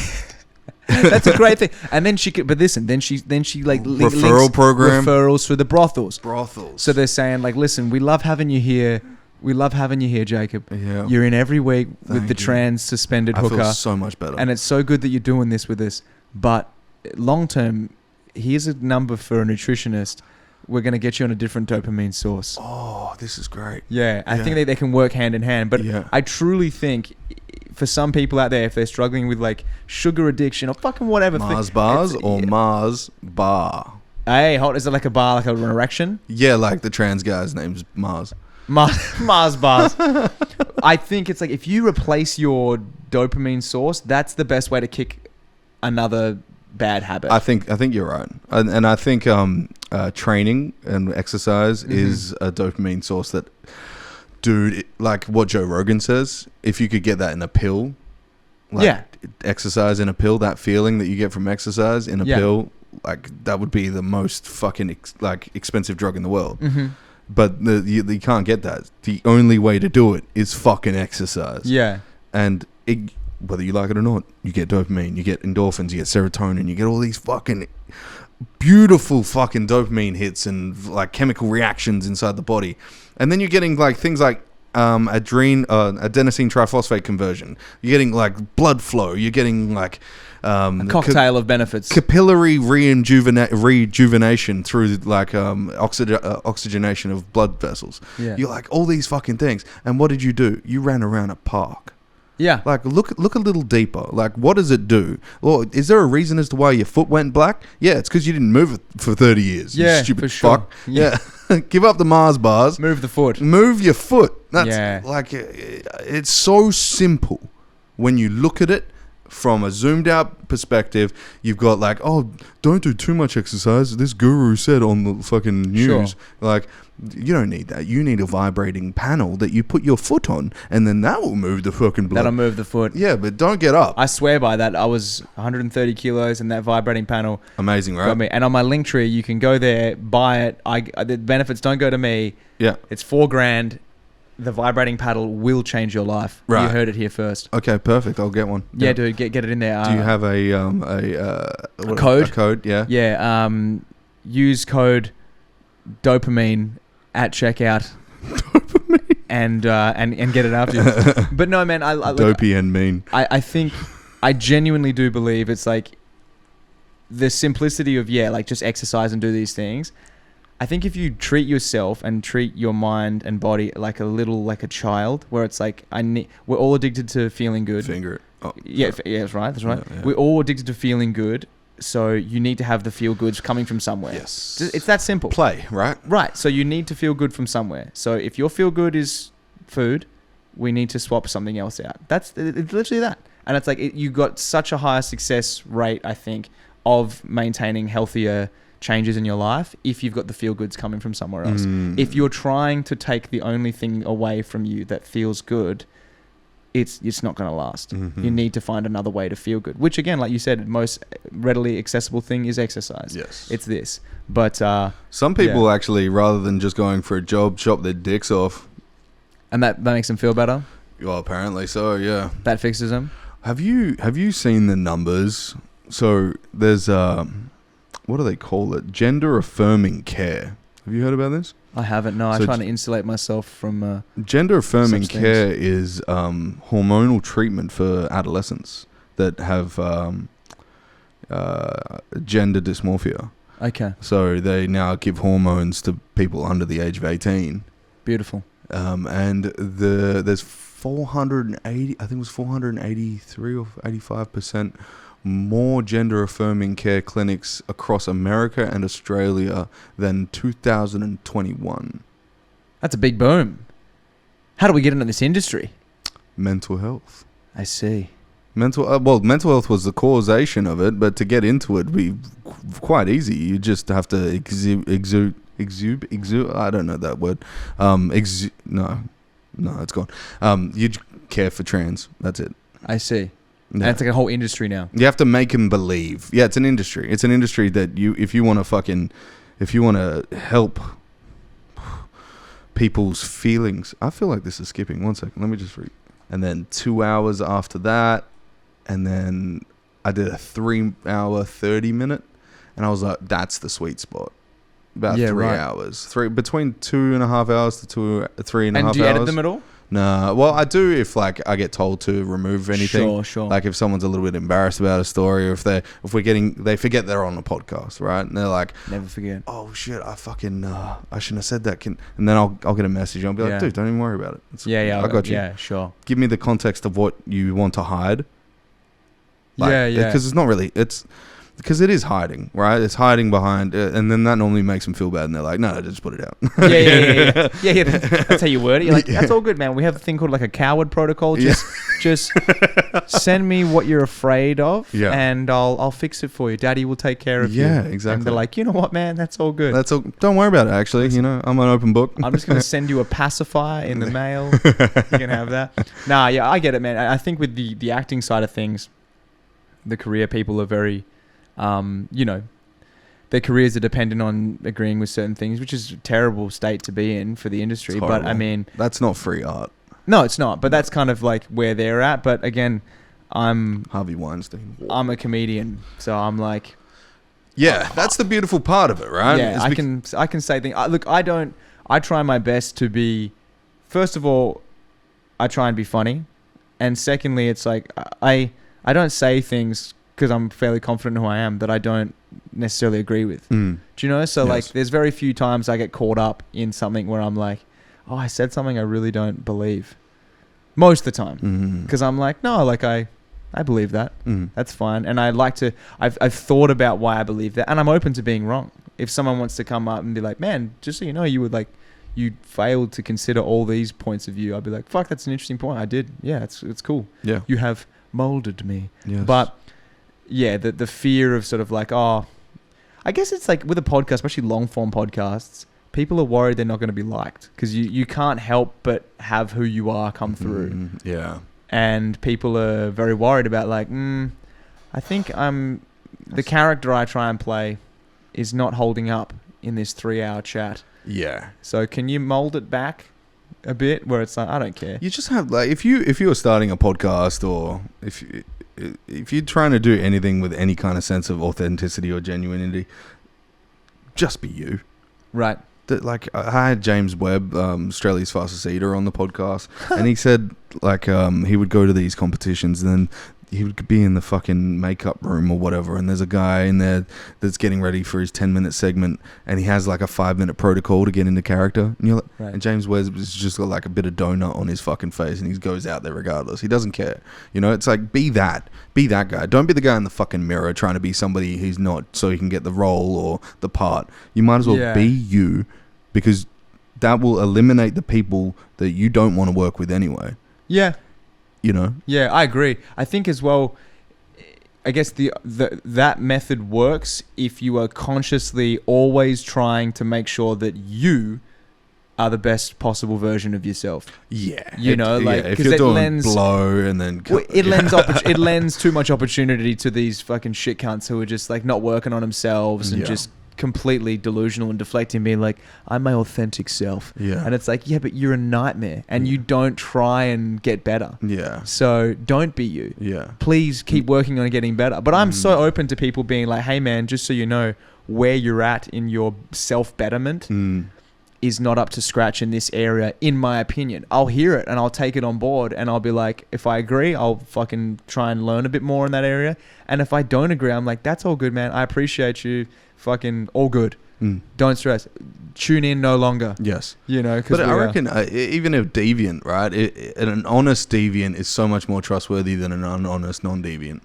Completely agree. Yeah, like a guy that's like, dude, I got so fucked up last night, and we shot a cow with a bazooka and did a line of coke off the back of a black woman. Like, you're like, whoa, fuck! But at least he told us. Well, that's exactly it. There's you have nothing. Not that there's anything wrong with doing coke off black women. I should just. But shooting a cow with a bazooka is just terribly wrong. Terribly wrong. Terribly. Yeah. Don't do that. Yeah. Don't do At least gather some meat after it. Yeah. But I think people that are willing to show a not so pleasant side of themselves have kind of, they've earned your trust. They're like, hey man, I'm not trying to be perfect here. Like, this is something that is not the greatest. Here you go. Where's yours? That's the kind of exchange that I have, and why I find actors to be very difficult, generally speaking, to be around. Yeah, I didn't think about that. Well, because they can't kind of show you. Even look on my recent... on my on the set of my recent show that I've been shooting, I was sort of sitting. It's been a while since I've been on set, and like I've been around comics so much lately. And you comics probably seem like the dick on set now because you're just taking the piss out of everything. Well, I'm not even taking the piss. I'm just more comfortable with who I am, and people. There's always this character going on. There's like a likability thing. It's just like, and people are overly interested in your day. That's a trope. People they're like, great to meet. Oh my god, so good to meet you. And so, what do you do with yourself? Amazing, and that's. Yeah. Oh, and your little one's how old? That is beautiful. You must be so proud. I'm like, Jesus Christ. Like, I'm not even that interested in my most treasured loved ones' lives. Like, what are you getting at? Yeah. You know, like, let's just chill and talk. But I noticed when I was on set in these recent ones, you know, that kind of polite exchange of fake pleasantries that I used to engage in. Yeah. I would be like, yeah. I'd just be less. I wouldn't be rude. I'd be like, "Hey, it's great to meet you. It's nice to meet you. How you doing?" Yeah. And then they'd just be like, "So, like, how incredibly powerful is the writing in this show?" And I'm like, "Oh, it's good writing. It's good. Like, look, for me personally, I don't personally resonate with all of it, but I think I love the dialogue. I think it's how people talk, and I'm excited to kind of do my thing with it." Yeah. And they're like, I can see they're a bit like, what the fuck? Like, do the dance with me. Yeah. Do the polite dance where, and so like, what was the last show you were involved with? I'm like, I don't know. Like, I did a show thing. Yeah. Why are we talking about that? That's weird. I think it was like Dancing with the Stars or something. Yeah. No. But you know what I mean? It's like this weird, like, you're not actually interested in what you're talking about. Yeah. And it's a resume. It's a verbal exchange of resumes, and it's this like crippling desire to not be disliked. And I think that naturally it makes you disliked. Yeah. You know. That's why. You know how like you see actors and people in Hollywood and they always talk to other actors and like that's their only friends. I wonder if that like do they just get to a point that they've heard so much of that shit that they're just like this, like just having a conversation, chilled out, you know, like, oh, did you hear how she fucking talked to X or how he did this or. And I wonder if it's just because like they've done the dance for too long and they're like, let's just talk to other people that have also been through this shit. When I hear actors on podcasts, and it's rare because I think most actors are too afraid to talk and show who they are for fear of losing job opportunities because someone doesn't like what they're about, even though what they're about is perfectly fine. They're not bad people. When I have heard actors on podcasts who are sort of just happy with themselves, the people who I think are the greatest screen actors, who I fucking love, that they deeply love screen acting, the art of it, but they're so aware of what fucking ridiculous an industry it is. And they're so aware of how minimal what they do is for a production, and they just know what it is. And they also have their own lives around it, you know, like Tom Hardy is always a guy I point to. I fucking love Tom Hardy. I think he's a great, I love his acting. I think he's incredibly powerful. But you look at his social media, right?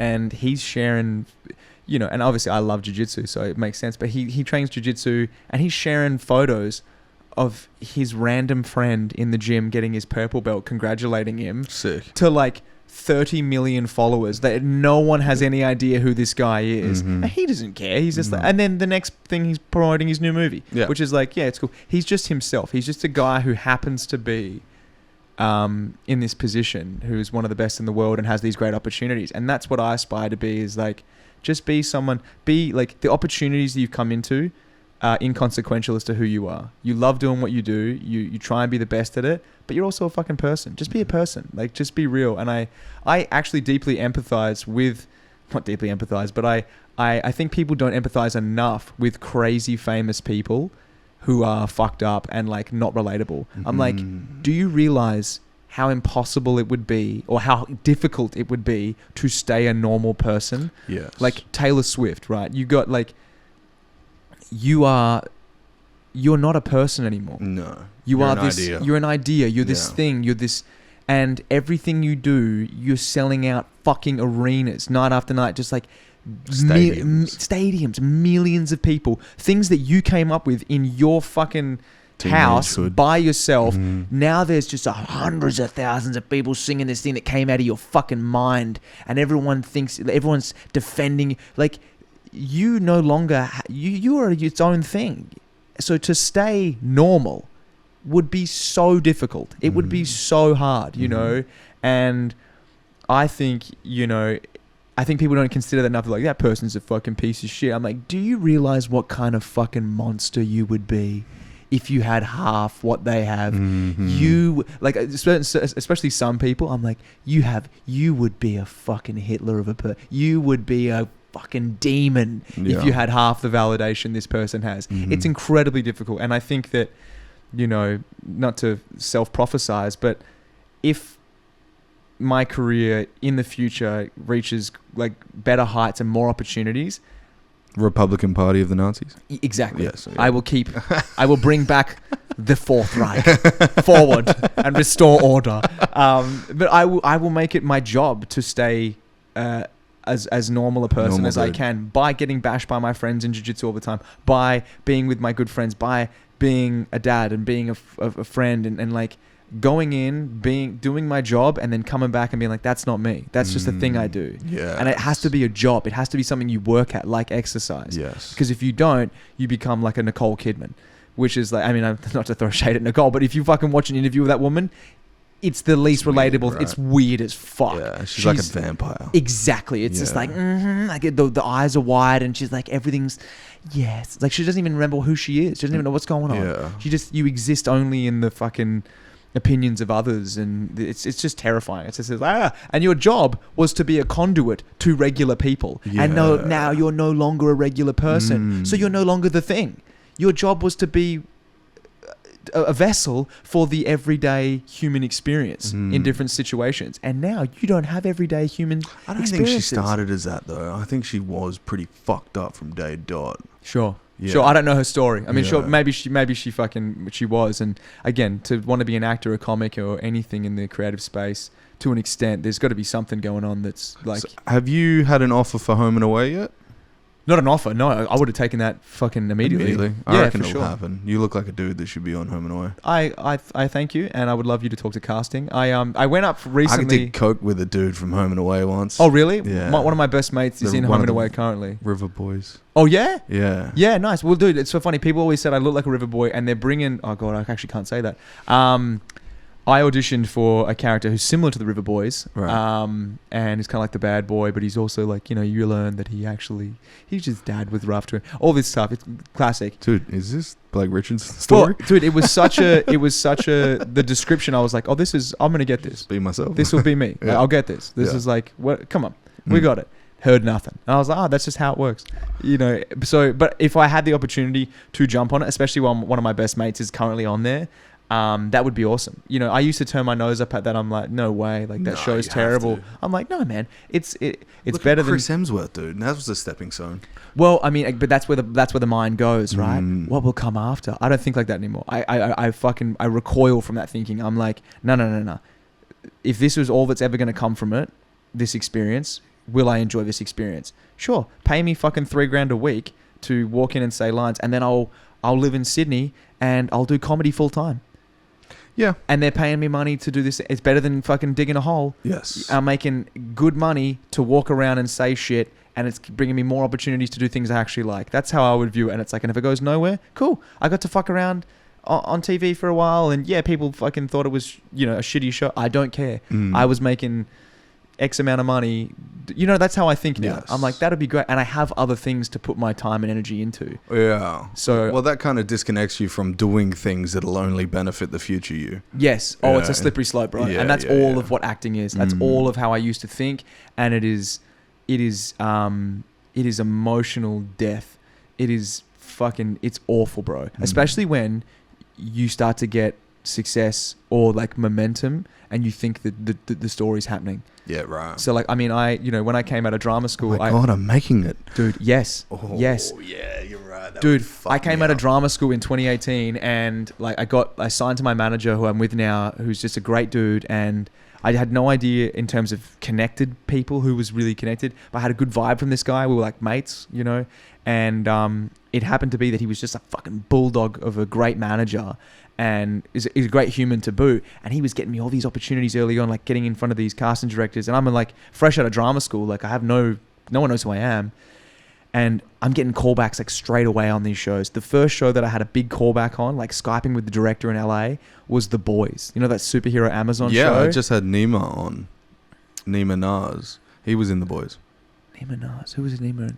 Nima was the terrorist in season 2, the first terrorist that gets stabbed in the back with a knife. Okay. Yeah. Yeah, right. So an actor's done things. Dude, so just done some small shit. Right. Okay. So I auditioned for. It was in season 1. It was like the invisible guy who likes jerking off, watching people, and then he gets blown up. Yeah. So I do this audition, and then it ends up going like they're like, look, you're just not old enough. We need an older, creepier looking dude. You're too young. And I was like, okay, it is what it is. Yeah.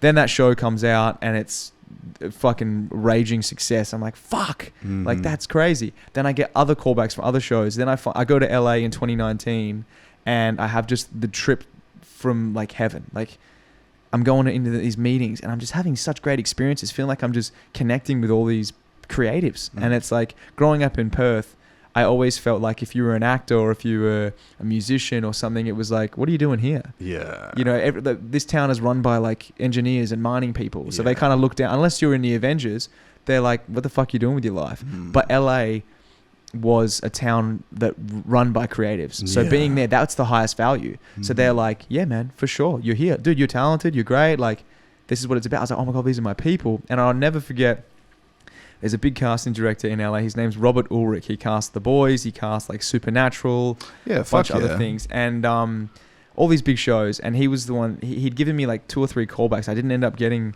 them. But he... You have to suck his dick? Well, dude, I was ready to do. I was like, I'll do whatever you need to do, man. Let's get me over the line. I'm sick of this shit. Yeah. But I met with him, and apparently he's this like really like old school kind of Jewish dude. Kind of, everyone says he's kind of like grumpy and just like stoic and never gives anything. You don't know how he feels about you. And anyways, I had this meeting with him, and we just chatted, kind of like we're chatting now, for like 45 minutes to an hour. It was his last meeting of the day. I'm kind of conscious of his time. I'm like, do you need to fucking go or anything? He's like, oh, I'm just getting to know you. It's cool. And then at the end of it, I'm like, all right, cool. Like, thanks so much for meeting with me. Appreciate it. And blah, blah, blah. And as we're leaving, he's like, oh, look, you know, I don't, he's like, are you going to move here? And I was like, oh, yeah, I'm thinking about it. He's like, well, I think you should. He goes, look, you know, some people come into the industry and they've just got it. And he's like, I think for you, it's just a matter of when, not a matter of if. So you're gonna have a career in this industry. That's just a matter of time. So, yeah, definitely do it. You've got it. Like you've got what it takes. And I remember just being like, holy fuck! Like this is like something out of a movie. Like this big time Hollywood casting director is like, you are talented, man. And he had nothing to gain from me. He didn't want me to suck his dick. I was ready to. Like I said, I was ready. And it was just this self-affirming thing. I remember I walked out of there. I called my mom. I was like crying. I was like, holy fuck, it's going to work out. Because up until that point, it was just all delusion. It was all just like, let's see. And here's this guy who has no real vetted interest in blowing smoke at me. And he just says, man, you're going to be great. And then, you know, shortly after that, COVID hits and all this shit shuts down. And also the industry totally changes where it's now this big push for diversity and focus on... You know, now I'm like a white strip. Now you got 10 heaps. Sure, whatever, right? And things don't happen. And you know, I've worked since, but not to the way that I thought it was going to be. I thought I was going to be this big breakout kid, and things were looking like that. Well, man, don't you dare Robert Ulrich me. I've emotionally recovered from that once. No. I think the chase never stops, bro. The dream chase never stops. And it's changed for the better. Yeah, exactly. Comedy's now comedy never would have been in my mindset. Has entered the chat. Comedy has entered the chat, yeah. And I fucking love that, and I'm so like all in on that now, and I love it, and it feels more pure than acting ever did. And even though I still love acting, it's like it just feels right. And but that thing, man, of like you're gonna become this thing, and believing that story. And then it doesn't, and thinking, but I did everything right. I did the right things. I I made all the right decisions. I did all the things they say to do, and it still doesn't work out. That way of thinking, it might work out, but it is fucking dangerous to live your life like that. So now, just out of self-preservation, I no longer will do that. I will only do things if I'm going to enjoy the experience for what it is. If someone is trying to sell me something that it's going to be beneficial down the road, fuck off. I don't want to do it. If it's going to be enjoyable for me right now, I will do it. Yes. But if you tell me, you do this thing, you get through it, you fucking, then it's sorry. Sorry, you can't promise that. It's bullshit. You can't promise it. So let's make the only this thing person cool. that can do that is yourself to yourself. Yeah. And you have to sell yourself completely and consistently, because people think like, oh, I'll just do this thing. But like, if you have a dream, you have to consistently sell yourself on why you want that dream. Like just doing it once or like making it happen once, or like, no, dreams don't just go like, oh, you made it, be happy now, you're there. No, it's I heard this quote the other day, and it's like, you've already completed the things that you said would make you happy. Oh yeah that's a fucking real low feeling too if you do that and you don't feel anything. I've had that multiple times, man. I've been in TV shows. I've been in movies. Sure, I haven't been the lead, but like I've had things that young me could only have dreamt of. That young, insecure me could only have fucking dreamt of. That I would. And you said something at the start of the podcast which fucking blew me away, because I've said this to friends before.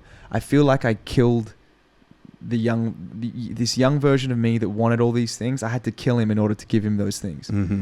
And I still am that guy. I really am, but. I've had to kill that version of me, and like sometimes it makes me sad, because I think if the young me could see everything I've done, he wouldn't be able to believe it. He'd be like, this is unbelievable. And that's not like a self pat on the back. It's an internal thing of like, you're this type of man. You did that. You're doing this. Mike, I can't believe it. Like, we did it. Everything's sweet. And then when I've felt these things, it's always like, what's next? Oh, that wasn't it. So I've realized that nothing ever feels as good as being with people that you love, belly laughing about the simple shit. When I'm with my best mate and we are fucking losing our minds laughing over the stupidest shit, there will never be anything better than that. When you're about to become a dad, I know that it's like when you are with your kid, there will never be anything fucking better than that. And being with your wife or your partner or whatever it is, and there's simple fucking moments, there will never, ever, ever be anything that feels better than that. Just accept that, and then you have nothing to fear. It's like, then go chase everything, because the stakes are so low. Because the best thing that you could ever have is right here, whenever you want it. Yes. Come back to it. But then let's just go. Let's just go fucking see how high we can climb the mountain. But if not, fucking bottom of the mountain's sick too. I'm going to come back down anytime I want. I'm not scared. Whereas these cunts that are like, if I don't get to that top of that mountain, I'm going to, it's not worth it. Yes. It's like, what a fucking terrifying way to live. Does that motivate you to perform better? I don't think it does. Yes. Well, it's the people that segregate themselves to go on the journey. Yeah. And then they lose the relationships, they lose the love in their family, they lose the respect for themselves because they're just going after this one thing. Yeah. How squeaky is this fucking chair today? And maybe I'm just putting on weight because of the fucking testosterone. The TRT, baby. Yeah, but dude, like, it sounds like you're super introspective on like even the things that you haven't gone through yet, like dad life. And I think like you nurturing your sister while she's in her teens and stuff like that. That's fucking amazing, dude. Thanks. And man, it's kind of giving you like this, like a foundation, if you will, of who you are, and you've been through some struggles, and it's really, really cool conversation, man. Thanks, man. Likewise, I'm super fucking excited to be a dad. I'm excited for you to be a fucking dad. I just think that, you know, like, it's the most meaningful when we're in the reflection of others, you know, like by yourself is nothing. And I know that sounds very fucking, God, people are like, oh, there's a comic coming on the podcast, probably going to be a laugh a minute. And then I'm just like, you only exist in the reflection of others. They're like, what a fucking misleading cunt this guy is. But I do think that, and it's for me, it's like anything that's just all by yourself. Like, I think I heard a quote once that's like, happiness only exists when it's shared. Like you cannot experience it by yourself. It's why you feel the urge when you get good news that you need to tell someone, because you actually can't feel it by yourself. You're not feeling it yet. So it's this selfish urge to be like, I need to feel this thing.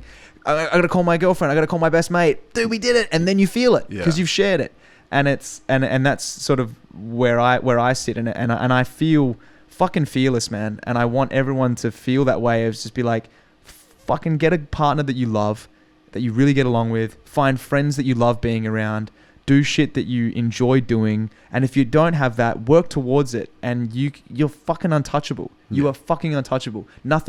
People can't take anything away from you. Like, cancel me if you want as a comic or an actor. I don't care. I'm going to belly laugh with my best friends that night about the dumbest shit. Yeah. I'm going to hold about the cancellation. Yeah, I'm going to hold my girlfriend who I fucking love. I'm going to look into my kids' eyes. You can't fucking touch me. And I think everyone has access to that. I truly think everyone has, and they ignore it, like you said, chasing this thing that they think is going to feel good. It doesn't feel anything. It's the same. It's the exact same. So, yeah, fuck. That's a nice way to end it. Yeah. Yeah. Do you want to plug your Kings and Vagabonds? Kings and Vagabonds. Yes, perfect pronunciation. Thank you, brother. No worries. I got a podcast, Kings and Vagabonds. Is it Vagabonds? Vagabonds. It's not Vagabonds? Listen, we fancy ourselves a couple of Vagabonds. You know what I mean? We love bonding the puss. The Vages, we love the puss. It's a lot of that talk. No, Kings and Vagabonds. It's with myself and comedian Jon Pinder, who's a hilarious guy. I do comedy all around town. Follow me on Blake_Richardson on Instagram. I put up reels and shit, and I post up when I'm doing shows and things like that. And yeah, just fucking tune in if you want, and tune out if you're not enjoying it. Please don't fucking hang around. There's so much shit out there to do. But thanks for having me on, man. This has honestly been an awesome chat, and it's good to fucking get to know you. I'm resonating with you. I hope we can be friends after this. No, it's not happening. But listen, I respect you for saying that. I don't know how I'm going to... I don't think you realize I'm not asking. I'm crying for days now. We're going to be friends, dude. Yeah. Well, there was no question mark on that. Agreement not necessary. I'll fucking... Dude, I'll live in the vent. You think I won't? You check your ceiling. It's a double sleeping bag. Check your ceiling, dude. I'm going to be whispering positive affirmations into your ears as a friend. But thanks for doing this, bro. This was cool. Nah, dude, this is the start of a new friendship, I'm guessing. And we'll do this again, for sure, sometime. Yeah. Ladies and gentlemen, this has been The Roadshow. I hope you enjoyed that one. I thought it was going to be funny, but it wasn't. I'm sorry. Laters. Take me home. I want to know if you're down.